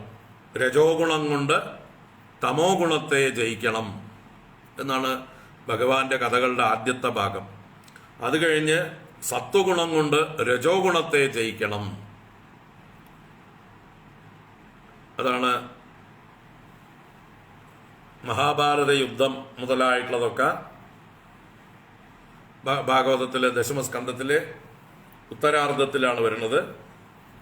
അവിടെ മഹാഭാരത യുദ്ധത്തിലൂടെയൊക്കെ രജോഗുണ പ്രധാനികളായ ദുര്യോധനാദികളെയും ജരാസന്ധാദികളെയും ശിശുപാലാദികളെയും ഒക്കെ എങ്ങനെയാണ് നശിപ്പിക്കുന്നത്? അത് സത്വഗുണം കൊണ്ടാണ്. പിന്നെ ആ സത്വഗുണം സ്വയം ജ്ഞാനം കൊണ്ട് നശിക്കുന്നു. അതാണ് അവസാനത്തിലേക്ക് കുചേലൻ്റെ ചരിത്രത്തിലൂടെയും സന്താനഗോപാല ചരിത്രത്തിലൂടെയൊക്കെ ആ സത്വഗുണത്തിൻ്റെ പ്രാധാന്യം എടുത്ത് പറയുകയാണ്. അപ്പോൾ നിരോധം കൊണ്ട് ഉദ്ദേശിക്കുന്നത് വാസനാക്ഷയം തന്നെയാണ്, ചിത്തവൃത്തി നിരോധമാണ്. അതിനുള്ള ലീലകളാണ് ഭഗവാന്റെ ലീലകൾ. നിരന്തരം കേൾക്കുക, അതിൽ രമിക്കുക. എങ്ങനെയാണോ ഗോപികമാരുടെ മനസ്സ് അവരുടെ പ്രാകൃത വാസനകളിൽ നിന്ന് ഉയർന്ന് ഭഗവാനിലേക്ക് ഉറച്ചത്, അതുപോലെ ഈ കഥകൾ കേൾക്കുന്നവരുടെ മനസ്സും അവരുടെ പ്രാകൃത സ്വഭാവം വെടിഞ്ഞ് ഭഗവത് തത്വത്തിലേക്ക് കൂടുതൽ കൂടുതൽ ഉയർന്നു വരും. അതിനാണ് ഭഗവാന്റെ കഥകൾ. അത് കഴിഞ്ഞ് മുക്തിർ ഹിത്വ അന്യതാരൂപം സ്വരൂപേണ വ്യവസ്ഥിതി. മുക്തി എന്താണ്? മുക്തി ഹിത്വ അന്യതാരൂപം. അന്യതാരൂപം ഹിത്വ. അന്യതാരൂപം എന്ന് പറഞ്ഞാൽ അതല്ലാത്ത രൂപത്തെ, ഞാനല്ലാത്തതിനെ ഞാനെന്ന് ധരിച്ചിരിക്കുന്നതാണ് നമ്മുടെ ബന്ധം. അപ്പൊ ബന്ധത്തിൽ നിന്ന് മുക്തി വേണമെങ്കിൽ എന്ത് വേണം? ഞാനല്ലാത്തതിനെയൊക്കെ ഞാൻ ഉപേക്ഷിക്കണം. ഞാനല്ലാത്ത ദേഹം, ഞാനല്ലാത്ത മനസ്സ്, ഞാനല്ലാത്ത പ്രാണങ്ങൾ, ഞാനല്ലാത്ത ഇന്ദ്രിയങ്ങൾ, ഞാനല്ലാത്ത ബുദ്ധി, ഇതിനെയൊക്കെ ഹിത്വ, അന്യതാരൂപം ഹിത്വ, എന്നിൽ ആരോപിതമായ സൂപ്പർ ഇമ്പോസ് ചെയ്തിരിക്കുന്ന എൻ്റെ എല്ലാ തെറ്റിദ്ധാരണകളെയും നീക്കിയിട്ട് മനോബുദ്ധി അഹങ്കാര ചിത്താനി നാഹം നച ശ്രോത്ര ജിഹ്വേ നച ഗ്രാളനേത്രേ നച വ്യോമഭൂമിർന്ന തേജോന വായുഹു എന്ന് പറഞ്ഞ് തള്ളിക്കളഞ്ഞിട്ട് അന്യതാരൂപം ഹിത്വ സ്വരൂപേണ വ്യവസ്ഥിതി, അവനവന്റെ സ്വരൂപത്തിലുള്ള സ്ഥിതിയാണ് മുക്തി. സ്വരൂപം എന്താണ്? ചിദാനന്ദരൂപ ശിവോഹം ശിവോഹം. ചിദാനന്ദരൂപ ശിവോഹം ശിവോഹം എന്നുള്ള ഇരിപ്പാണ് മുക്തി. അപ്പോൾ അത് ഉപദേശിക്കുകയാണ് ഏകാദശ സ്കന്ധത്തിലെ ഭഗവാന്റെ ഉദ്ധവ ഉപദേശത്തിലൂടെയും അതിനു മുമ്പുണ്ടായ ഭാഗവത ധർമ്മ ഉപദേശങ്ങളിലൂടെയൊക്കെ കാണിച്ചു തരുന്നത്. എന്നിട്ട് ഭഗവാൻ പോലും സ്വന്തം ശരീരം ഉപേക്ഷിച്ചുകൊണ്ട് ഭഗവാന്റെ സ്വരൂപത്തിലേക്ക് മടങ്ങിപ്പോകുന്നത് കാണിച്ചു തരികയാണ്. ഇതാ നോക്കൂ, ഇതൊക്കെ എൻ്റെ വേഷം കെട്ടാണ്, ഞാൻ ഇതിനേക്ക് ഉപേക്ഷിച്ചിട്ട് പോവുകയാണ്, എൻ്റെ സ്വരൂപത്തിലേക്ക് ഞാൻ മടങ്ങിപ്പോവുകയാണ് എന്ന് പറഞ്ഞ് തൻ്റെ അവതാര വേഷം അഴിച്ചു വെച്ച് തൻ്റെ വൈകുണ്ഠ സ്വരൂപത്തിലേക്ക് ഭഗവാൻ മടങ്ങിപ്പോയി. അന്യതാരൂപം ഹിത്വ സ്വരൂപേണ വ്യവസ്ഥിതി. അന്യതാരൂപം ഹിത്വ സ്വരൂപേണ വ്യവസ്ഥിതി. അപ്പൊ നിങ്ങൾ ഓരോരുത്തരും നിങ്ങളുടെ ദേഹാദികളിലുള്ളതായിട്ടുള്ള അഭിമാനത്തെ വെടിഞ്ഞ് സ്വരൂപത്തിലേക്ക് മടങ്ങിപ്പോണം എന്നെ പോലെ എന്ന് ഭഗവാൻ കാണിച്ചു തരലും കൂടിയാണ് ഭഗവാന്റെ അവസാനത്തിലുള്ള ദേഹത്യാഗം പോലും. അതിൽ പോലും ഉപദേശമുണ്ട്. അല്ലെങ്കിൽ ഭഗവാൻ വേണമെങ്കിൽ പെർമനന്റ് ആയിട്ട് ഇവിടെ തന്നെ ഇരിക്കായിരുന്നു. ഭഗവാൻ അതിന് കഴിവിന്റെ കുറവൊന്നുമില്ല. പെർമനന്റ് ആയിട്ട് ഇവിടെ തന്നെ ഇരിക്കാമായിരുന്നു. വിചാരിച്ചാൽ സാധിക്കാത്ത കാര്യമൊന്നുമല്ല. പക്ഷെ ഭഗവാൻ പോലും തൻ്റെ ദേഹം ഉപേക്ഷിക്കണം, അതിനായിട്ടൊരു നിമിത്തമായിട്ട് ആ ജരയുടെ കൈകളെ കൊണ്ട് അസ്ത്രം തൻ്റെ കാലിലേക്ക് അയച്ച് ഈ ശരീരമാകുന്ന ഈ കൂട് പൊട്ടിച്ച് അതിൽ നിന്ന് പുറത്തേക്ക് ഭഗവാൻ പോവുകയാണ്. ഭഗവാൻ പോലും കാണിച്ചു തരാണ് അന്യതാരൂപം ഹിത്വ സ്വരൂപേണ വ്യവസ്ഥിതി. ഭഗവാൻ തൻ്റെ തന്നെ ഈ കൃഷ്ണരൂപത്തെക്കുറിച്ച് അർജുനനോട് പറയുന്നുണ്ട്, നിങ്ങളൊക്കെ എൻ്റെ ഈ രൂപം കണ്ടിട്ട് എന്നെ നിങ്ങൾ മനുഷ്യനെന്ന് കരുതുന്നുണ്ട് വിഡ്ഢികൾ. ഞാൻ വാസ്തവത്തിൽ ഇതൊന്നും അല്ല. ഞാൻ ആരാ? ഞാൻ ഭൂതമഹേശ്വരനാണ്. അവജാനന്തി മാം മൂഢാഹ മാനുഷീം തനുമാശ്രിതം പരംഭാവമജാനന്ദ മമ ഭൂതമഹേശ്വരം. എൻ്റെ ഭൂതമഹേശ്വരമായ പരംഭാവത്തെ അറിയാത്ത മൂഢന്മാർ എന്നെ ഈ കോലത്തിൽ കണ്ടിട്ട് ദേവകി വസുദേവന്മാരുടെ പുത്രനായോ യശോദാനന്ദന്മാരുടെ പുത്രനായോ രുക്മിണ്യാദി ഭാര്യമാരുടെ ഭർത്താവായോ പ്രദ്യുമ്നാദി സന്തതികളുടെ അച്ഛനായോ അനിരുദ്ധാദികളുടെ മുത്തച്ഛനായോ ഗോപന്മാരുടെ തോഴനായോ ഗോപികമാരുടെ കാമുകനായോ ഇങ്ങനെ ഓരോന്നായിട്ട് നിങ്ങൾ കാണുകയാണ്. അർജുന, നീ അടക്കം നിന്റെ കസിനായിട്ടാണ് നീ എന്നെ കാണുന്നത്, മാതുലേയനായിട്ടാണ് നീ കാണുന്നത്. അവജാനന്തി മാം മൂഢാഹ മാനുഷീം തനുമാശ്രിതം.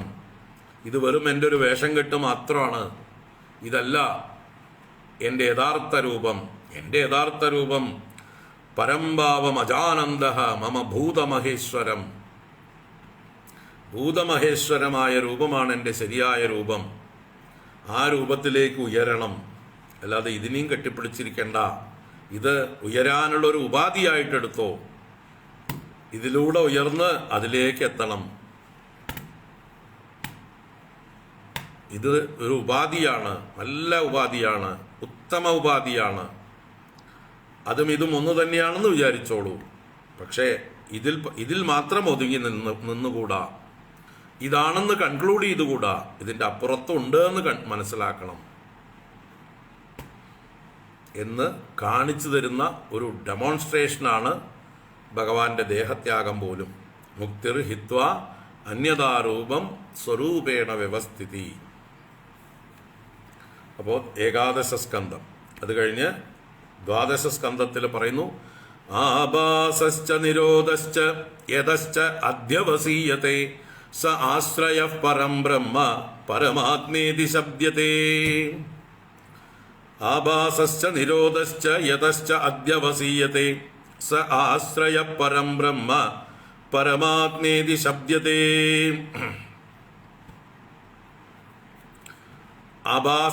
ആഭാസം എന്ന് പറഞ്ഞാൽ ഏതൊന്നിനെ പ്രതിഫലിപ്പിക്കുന്നുവോ മാനിഫെസ്റ്റ് ചെയ്യുന്നുവോ ആവിർഭവിക്കുന്നുവോ എന്നൊക്കെ അർത്ഥം. അപ്പൊ ആഭാസം എന്ന് പറഞ്ഞാൽ ഈ പ്രപഞ്ചത്തിന്റെ ആഭാസം. ഈ പ്രപഞ്ചം എവിടെയാണോ ആഭാസിക്കുന്നത്, പ്രകാശിക്കുന്നത്, എന്തിന്റെ ആഭാസമാണ് ഈ പ്രകാശം, ഈ പ്രപഞ്ചം? എന്തിൽ നിന്നാണ് ഈ പ്രപഞ്ചം ഉണ്ടായത്? അതിനാണ് ആഭാസം. ആഭാസം എന്ന് പറഞ്ഞാൽ ഉൽപ്പത്തി, ആവിർഭാവം, മാനിഫെസ്റ്റേഷൻ എന്നൊക്കെ അർത്ഥമാണ്. എന്തിന്റെ മാനിഫെസ്റ്റേഷനാണ്? അതാണ് നമ്മൾ അന്വേഷിക്കേണ്ടത്. എവിടെ നിന്നാണ് ഈ പ്രപഞ്ചത്തിന്റെ ആഭാസം? അതിന്റെ മുഖ്യഭാസത്തെ നമ്മൾ കാണാത്തതാണ് ആഭാസം കാണുന്നത്. എന്താ കാണേണ്ടത്? തസ്യ ഭാസ സർവമിതം വിഭാതി. അതിന്റെ ഉള്ള വസ്തു എന്താണെന്ന് കണ്ടാൽ അതിന്റെ ആഭാസമാണ് ഈ കാണുന്നതെല്ലാം. സ്വർണത്തിന്റെ ആഭാസമാണ് മാലയും വളയും കമ്മലും മൂക്കുത്തിയെല്ലാം.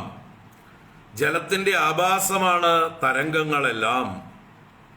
എന്നുവെച്ചാലോ, നിങ്ങൾ ജലത്തെ അറിയാതെ അതിനെ തരംഗങ്ങളായി ധരിക്കുന്നു. നിങ്ങൾ സ്വർണത്തെ കാണാതെ മാലയിൽ ഭ്രമിക്കുന്നു. നിങ്ങൾ മണ്ണിന്റെ ആഭാസമായ മൺപാത്രങ്ങളെ സത്യമെന്ന് കരുതുന്നു. നൂലിന്റെ ആഭാസമായ വസ്ത്രങ്ങളെ നിങ്ങൾ സത്യമെന്ന് കരുതുന്നു. എന്നതുപോലെ ബ്രഹ്മത്തിന്റെ ആഭാസമാണ് ഈ പ്രപഞ്ചം. അപ്പൊ ഈ പ്രപഞ്ചത്തിന്റെ ആഭാസം എവിടെ നിന്ന്? അതാണ് യതശ്ച എന്ന് പറയേണ്ട ഇവിടെ. ആഭാസശ്ച നിരോധശ്ച യതശ്ച അധ്യവസീയത്തെ. യതഹ എന്ന് പറഞ്ഞാൽ ഫ്രം വെയർ, ഏതൊരു അധിഷ്ഠാനത്തിലാണ് ആഭാസം, ഈ പ്രപഞ്ചം ആഭാസിക്കുന്നത്? നിരോധം പ്രളയം. ഏതൊന്നിലേക്കാണ് ഇതെല്ലാം ചെന്ന് ലയിക്കുന്നത്? യതശ്ച അധ്യവസീയത്തെ, ഏതൊന്നിലാണോ അധിവസിക്കുന്നത്, അധ്യവസായം നിശ്ചയം, ഏതൊന്നിലാണോ ഉറച്ചു നിൽക്കുന്നത്, ഏതൊരധിഷ്ഠാനത്തിലാണോ ഈ പ്രപഞ്ചം നിൽക്കുന്നത്. അപ്പൊ എന്തായി? യതോ വാ ഇമാനി ഭൂതാനി ജായന്തേ യേന ജാതാനി ജീവന്തി യത് പ്രയന്ത്യഭിസംവിശന്തി. ആ ബ്രഹ്മം സ ആശ്രയഃ പരം ബ്രഹ്മ.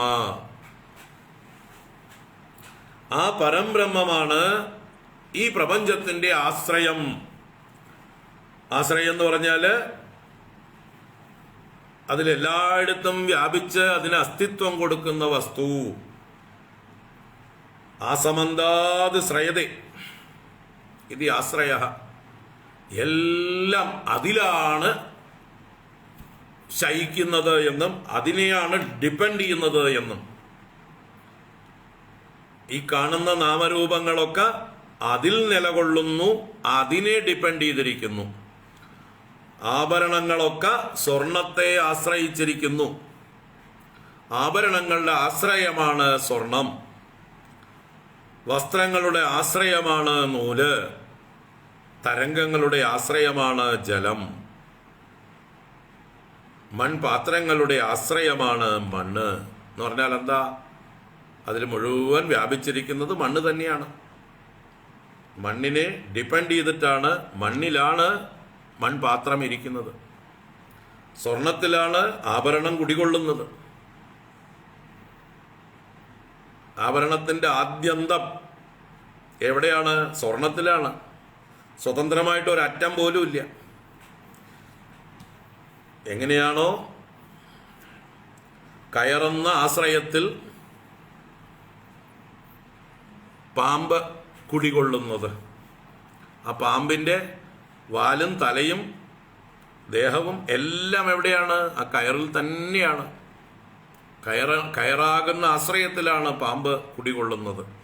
കയറില്ലെങ്കിൽ ആ പാമ്പില്ല, നിങ്ങൾ കാണുന്ന പാമ്പ് ഇല്ല. അപ്പം അതുപോലെ ഈ പ്രപഞ്ചം ഏതൊന്നിൽ ആഭാസിച്ചിരിക്കുന്നു, ഏതൊന്നിൽ നിരോധം പ്രാപിക്കുന്നു, ഏതൊന്നിൽ അധ്യവസായം ചെയ്യുന്നു, നിലകൊള്ളുന്നു, ആ പരംബ്രഹ്മം തന്നെയാണ് ഈ ഇതിൻ്റെ ആശ്രയം. പരമാത്മാ ഇതി ശബ്ദത. പരമാത്മാ എന്നൊക്കെ അതിനെക്കുറിച്ച് പല വാക്കുകൾ പറയുന്നു. ആ പരമാത്മാവും പരബ്രഹ്മവും ഒക്കെ തന്നെയാണ് ആശ്രയം. ഈ ആശ്രയത്തെയാണ് നമ്മൾ എല്ലാ സ്കന്ധങ്ങളിലൂടെയും എത്തി നോക്കേണ്ടത്, കണ്ടെത്തേണ്ടത്. ഈ പരമമായ ആശ്രയമാണ് സർഗത്തിനാശ്രയം, വിസർഗത്തിനാശ്രയം, സ്ഥിതിക്കാശ്രയം, പോഷണത്തിനാശ്രയം, കർമ്മവാസനകൾക്കാശ്രയം, മന്വന്തരങ്ങൾക്കാശ്രയം, ഈശാനുഗതയ്ക്കാശ്രയം, എല്ലാറ്റിനും ആശ്രയമായിരിക്കുന്നത് ഈ പരബ്രഹ്മം, ഈ പരമാത്മ. ആ ആശ്രയത്തിനാണ് പ്രാധാന്യം. ആ ആശ്രയത്തെയാണ് നിങ്ങൾ കണ്ടെത്തേണ്ടത്. ഇപ്പോൾ ആഭാസശ്ച നിരോധശ്ച യതശ്ച അധ്യവസീയതേ സ ആശ്രയഃ പരം ബ്രഹ്മ പരമാത്മേതി ശബ്ദതേ. യോ അധ്യാത്മികോയം പുരുഷഃ സോऽസൗ ഏവ ആദിദൈവികഃ യസ്തത്ര ഉഭയവിച്ഛേദഃ പുരുഷോ ഹി ആദിഭൗതികഃ. ഇവിടെ നമ്മൾ ഈ പ്രപഞ്ചത്തെ മൂന്നായി തിരിക്കുന്നു. എങ്ങനെ? ആധ്യാത്മികം, ആദിദൈവികം, ആദിഭൗതികം എന്നൊക്കെ. വാസ്തവത്തിൽ ഏകനായ പുരുഷൻ തന്നെയാണ് ഈ ആധ്യാത്മിക, ആദിഭൗതിക, ആദിദൈവികങ്ങളായി ഇരിക്കുന്നതൊക്കെ. യഹ അയം പുരുഷഃ സഹ അസൗ ഏവ ആദിദൈവികഃ. ഏതൊരു പുരുഷനുണ്ടോ ആ പൂർണ്ണനായ പുരുഷൻ, ആ പൂർണ്ണനായ പുരുഷന്റെ ഒരു മുഖമാണ് ആദിദൈവികം എന്ന് പറയുന്നത്. അതിദൈവികം എന്ന് പറഞ്ഞാൽ ആ ദൈവീക ശക്തികൾ അടങ്ങിയിരിക്കുന്ന ഭാവം. അതുപോലെ അതേ പുരുഷൻ തന്നെയാണ് അസൗ ഏവ ആദിഭൗതിക. ആദിഭൗതികനും അവൻ തന്നെയാണ്. അപ്പൊ ആദിദൈവികനും അത്ര ഉഭയവിച്ഛേദ. അവിടെ രണ്ട് വിച്ഛേദമുണ്ട്. ആധ്യാത്മികമെന്നും ആദിഭൗതികമെന്നും. ആധ്യാത്മികം എന്ന് പറഞ്ഞാൽ നമ്മൾ കാണുന്ന ആളുകളെയാണ് നമ്മൾ ആധ്യാത്മികം എന്ന് പറഞ്ഞ് തിരിക്കുന്നത്. നമ്മളിൽ നിന്ന് അന്യമായ ലോകത്തെ ആദിഭൗതികം എന്ന് പറയുന്നു. ഇത് രണ്ടും വാസ്തവത്തിൽ ഒന്നിനെ തന്നെയാണ് നമ്മൾ രണ്ടായി പിരിച്ചത്, ആദിഭൗതികമെന്നും ആധ്യാത്മികമെന്നും. ഇത് രണ്ടും, ഈ ഭേദവും ഒന്നിൽ തന്നെയാണ്. അപ്പൊ അതേ പുരുഷൻ തന്നെയാണ് അതിഭൂതം എന്നറിയപ്പെടുന്നു. അപ്പൊ അതിദൈവം അതിഭൂതം എന്ന് ആദ്യം രണ്ടായി പിരിച്ചു. പിന്നെ അതിഭൂതത്തെ രണ്ടായി പിരിച്ചിട്ട് അധ്യാത്മമെന്നും പിരിച്ചു. വാസ്തവത്തിൽ ഈ പിരിവൊക്കെ ഭ്രമം മാത്രമാണ്. ഏകത്തെ മൂന്നായി തിരിച്ചതാണ്. ഒരേ ശക്തിയെ തന്നെ ആദിദൈവികം, ആദിഭൗതികം, ആധ്യാത്മികം എന്നിങ്ങനെ വ്യവഹരിക്കുന്നു എന്ന് മാത്രമേ ഉള്ളൂ. അപ്പൊ ഇവിടെ പലതില്ല. ആ ആശ്രയമായ ഭഗവാൻ തന്നെയാണ്, ആശ്രയമായ പരബ്രഹ്മം തന്നെയാണ് ആധ്യാത്മികവും ആദിഭൗതികവും ആദിദൈവികവും എന്നെല്ലാം നമ്മൾ വ്യവഹരിക്കുന്ന ആ ഭേദം കാണുന്ന അതിനൊക്കെ ആശ്രയമായിരിക്കുന്നത്. ഏകമേകതരാഭാവേ യദാന ഉപലഭാമഹേ ത്രിതയം തത്ര യോ വേദ സ ആത്മാ സ്വാശ്രയാശ്രയഃ. വാസ്തവത്തിൽ ഇത് മൂന്നും ഇന്റർഡിപെൻഡന്റ് ആണ്, പരസ്പരം ബന്ധപ്പെട്ടിരിക്കുന്നു. ഒരു നാണയത്തിന്റെ ഒരു വശം പോയാൽ മറ്റേ വശമില്ലല്ലോ. അതുപോലെ തന്നെയാണ് ആദിഭൗതികവും ആദിദൈവികവും ആധ്യാത്മികവും ഒക്കെ ആയിട്ട് നമ്മൾ തിരിക്കുമ്പോഴും ഏകം ഏകതര അഭാവേ, ഒന്നിനെ മറ്റൊന്നിന്റെ അഭാവത്തിൽ യഥാന ഉപലഭാമഹേ, നമുക്ക് ഉപലഭിക്കുകയില്ല, കാണുന്നില്ല. തത്ര യഹ ത്രിതയം വേദ സ്വാശ്രയാശ്രയ സഹ ആത്മ. അങ്ങനെയുള്ള ഇതിൽ യഹ ഏതൊരുവൻ ത്രിതയം വേദ, ത്രിതയം ഈ മൂന്നിനെയും, ഈ മൂന്നിന്റെയും തത്വങ്ങളെയും, ആധ്യാത്മികം ആദിഭൗതികം ആദിദൈവികം എന്നിങ്ങനെ മൂന്നിന്റെയും തത്വങ്ങളെ ആരാണോ അറിയുന്നത്, സ്വാശ്രയാശ്രയ, ഈ മൂന്നിനും തനിക്കും ആശ്രയമായിരിക്കുന്ന സഹ ആത്മ, അത് ആത്മാവാകുന്നു. അതുതന്നെയാണ് ആത്മസ്വരൂപം. അപ്പൊ ഈ ആധ്യാത്മികം ആദിദൈവികം ആദിഭൗതികം എന്നൊക്കെ നമ്മൾ വകതിരിച്ചറിയുമ്പോൾ ആ അറിയുന്ന ആളുണ്ടല്ലോ, അറിയുന്ന ആള് തന്നെ മൂന്നായി പിരിഞ്ഞിരിക്കുകയാണ് സ്വയം. സ്വന്തം ആത്മസ്വരൂപം തന്നെയാണ് ആധ്യാത്മികമെന്നും ആദിദൈവികമെന്നും ആദിഭൗതികമെന്നും വേർതിരിച്ച് നമ്മൾ വ്യവഹരിക്കുന്നത്. ഞാൻ തന്നെ എന്നെ മൂന്നാക്കിയതാണ്, ആധ്യാത്മികം ആദിഭൗതികം ആദിദൈവികം എന്ന്. വാസ്തവത്തിൽ ഞാൻ തന്നെയാണ് ഈ പ്രപഞ്ചത്തിന്റെ മുഴുവൻ ആധാരം, ആശ്രയം, പരംബ്രഹ്മ ആത്മാ. എല്ലാറ്റിനെയും ഉൾക്കൊള്ളുന്ന ആത്മാ അത് ഏകമാണ്. അതിനെ നമ്മൾ മൂന്നായി പറയുന്നു എന്നേ ഉള്ളൂ. അധ്യാത്മം അതിദൈവം അതിഭൂതം എന്ന്. ഇത് പരസ്പരം ചേർന്നിരിക്കുന്നതാണ്, തനിത്തനിയെ ഉള്ളതല്ല. ഇതെല്ലാം നിലനിൽക്കുന്നത് ഏതൊരു അധിഷ്ഠാനമോ അതിനെയാണ് ആത്മാവ് എന്ന് പറയുന്നത് എന്ന് പറഞ്ഞ് ഇങ്ങനെ 9 ശ്ലോകങ്ങളെ കൊണ്ട് ഭാഗവതത്തിലെ ഇനിയുള്ള 10 സ്കന്ധങ്ങൾ, 3 മുതൽ 12 വരെയുള്ള 10 സ്കന്ധങ്ങളെ കൊണ്ട് വർണ്ണിച്ചിരിക്കുകയാണ്. എന്താണ് അതിൻ്റെ ലക്ഷണം എന്ന് നമ്മൾ ഓരോ സ്കന്ധം പഠിക്കുമ്പോഴും ഈ ലക്ഷണങ്ങളുമായിട്ട് ഒന്ന് താരതമ്യം ചെയ്ത് നോക്കിയിട്ട് വേണം പഠിക്കാൻ. അങ്ങനെയാണോ നമ്മൾ ഈ സ്കന്ധത്തെ പഠിക്കുന്നത് എന്ന് നമുക്ക് അതാത് സ്കന്ധം പഠിക്കുമ്പോൾ ഈ ലക്ഷണം വെച്ചിട്ട് നമുക്കൊന്ന് നോക്കാം. അത് പഠിച്ചു പോകുമ്പോൾ ഓരോന്നും താരതമ്യം ചെയ്ത് നോക്കാം. അപ്പോൾ 12ാമത്തെ സ്കന്ധത്തിൽ ഈ ആശ്രയം എന്ന വസ്തുവിനെയാണ് വെളിവാക്കുന്നത്. പ്രളയത്തിലൂടെയും ഭഗവാൻ മാർക്കണ്ഡേയന്റെ മുമ്പിൽ കരാരവിന്ദേന പദാരവിന്ദം മുഖാരവിന്ദേ വിനിവേശയന്തം വടസ്യ പത്രസ്യ പുടേശയാനം ബാലം മുകുന്ദം മനസാ സ്മരാമി എന്ന് നമ്മൾ ധ്യാനിക്കുന്ന ആലിലക്കണ്ണനായി കിടന്നുകൊണ്ട് താൻ തന്നെയാണ് ഭോക്താവും ഭോജ്യവും ഭോഗവും എല്ലാമെന്ന് ഭഗവാൻ ഒറ്റയ്ക്ക് കാണിച്ചു കൊടുക്കുന്ന ഒരു വലിയൊരു ചിത്രമാണ് ആലിലക്കണ്ണൻ. ഞാൻ തന്നെ, എന്നെ തന്നെ, എന്നിൽ തന്നെ, എന്നാൽ തന്നെ അനുഭവിച്ചു കൊണ്ടിരിക്കുന്നതാണ് ഈ പ്രപഞ്ചം. ഞാനല്ലാതെ രണ്ടാമതൊരു വസ്തു ഇവിടെ ഇല്ല എന്ന് പ്രകാശിപ്പിക്കുന്ന ആ ഒരു ചിത്രമാണ് ആലിലക്കണ്ണൻ. ഈ ആശ്രയത്തിൻ്റെ തത്വമാണ് ആലിലക്കണ്ണൻ. 12-ാം സ്കന്ധത്തിൽ മാർക്കണ്ഡേയന് കൊടുക്കുന്ന ദർശനമാണത്. അതുപോലെ മറ്റ് പ്രളയങ്ങളെക്കുറിച്ച് പറയുമ്പോഴും ആ ആശ്രയത്തെക്കുറിച്ച് പറഞ്ഞു തരും. അതുപോലെ ബ്രഹ്മോപദേശത്തിൽ പരീക്ഷത്തിന് ശുഖബ്രഹ്മർഷി 5-ാം അധ്യായത്തിൽ 12-ാം സ്കന്ധത്തിൽ ഉപദേശിക്കുന്നതും സ്വയം നീ തന്നെയാണ് ഈ പ്രപഞ്ചത്തിൻ്റെ മുഴുവൻ ആശ്രയം എന്നറിഞ്ഞാലും ഏത് തക്ഷകൻ എന്ത് തക്ഷകൻ, നീ തക്ഷകൻ നിന്നെ കടിക്കുമെന്നുള്ളത് നിന്റെ ഒരു ഭ്രമം മാത്രമാണ്.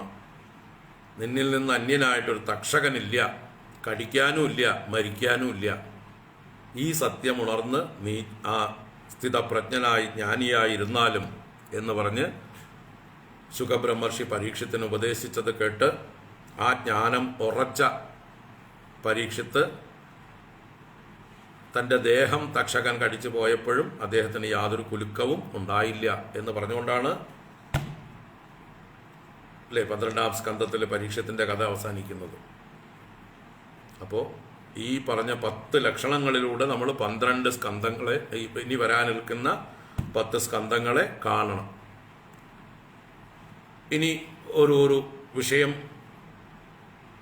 വേറൊരു വിഷയത്തിലേക്ക് കടക്കുകയാണ്. ഭഗവാൻ വിരാട് പുരുഷന്റെ ഉൽപ്പത്തി എങ്ങനെയാണെന്ന് ഞാൻ പറഞ്ഞു തരാം. വിരാട് പുരുഷനിൽ നിന്ന് ഈ പ്രപഞ്ചം എങ്ങനെയുണ്ടായി എന്ന് പറഞ്ഞു തരാം എന്നുള്ള ചോദ്യത്തിന് മറുപടി പറയാമെന്ന് 9-ാം അധ്യായത്തിൽ അവസാനം പറഞ്ഞു. യദുദാഹം തയാ പൃഷ്ടോ വൈരാജാത് പുരുഷാദിതം യഥാസീതദുപാഖ്യാസ്യേ പ്രശ്നാൻ അന്യാംശ്ച കൃഷ്ണശഃ എന്ന് കഴിഞ്ഞ അധ്യായത്തിൽ പറഞ്ഞതിനെ വിശദീകരിക്കുകയാണ് വിരാട് പുരുഷനിൽ നിന്ന് ഈ പ്രപഞ്ചമുണ്ടായി വരുന്നതിനെ കുറിച്ച്.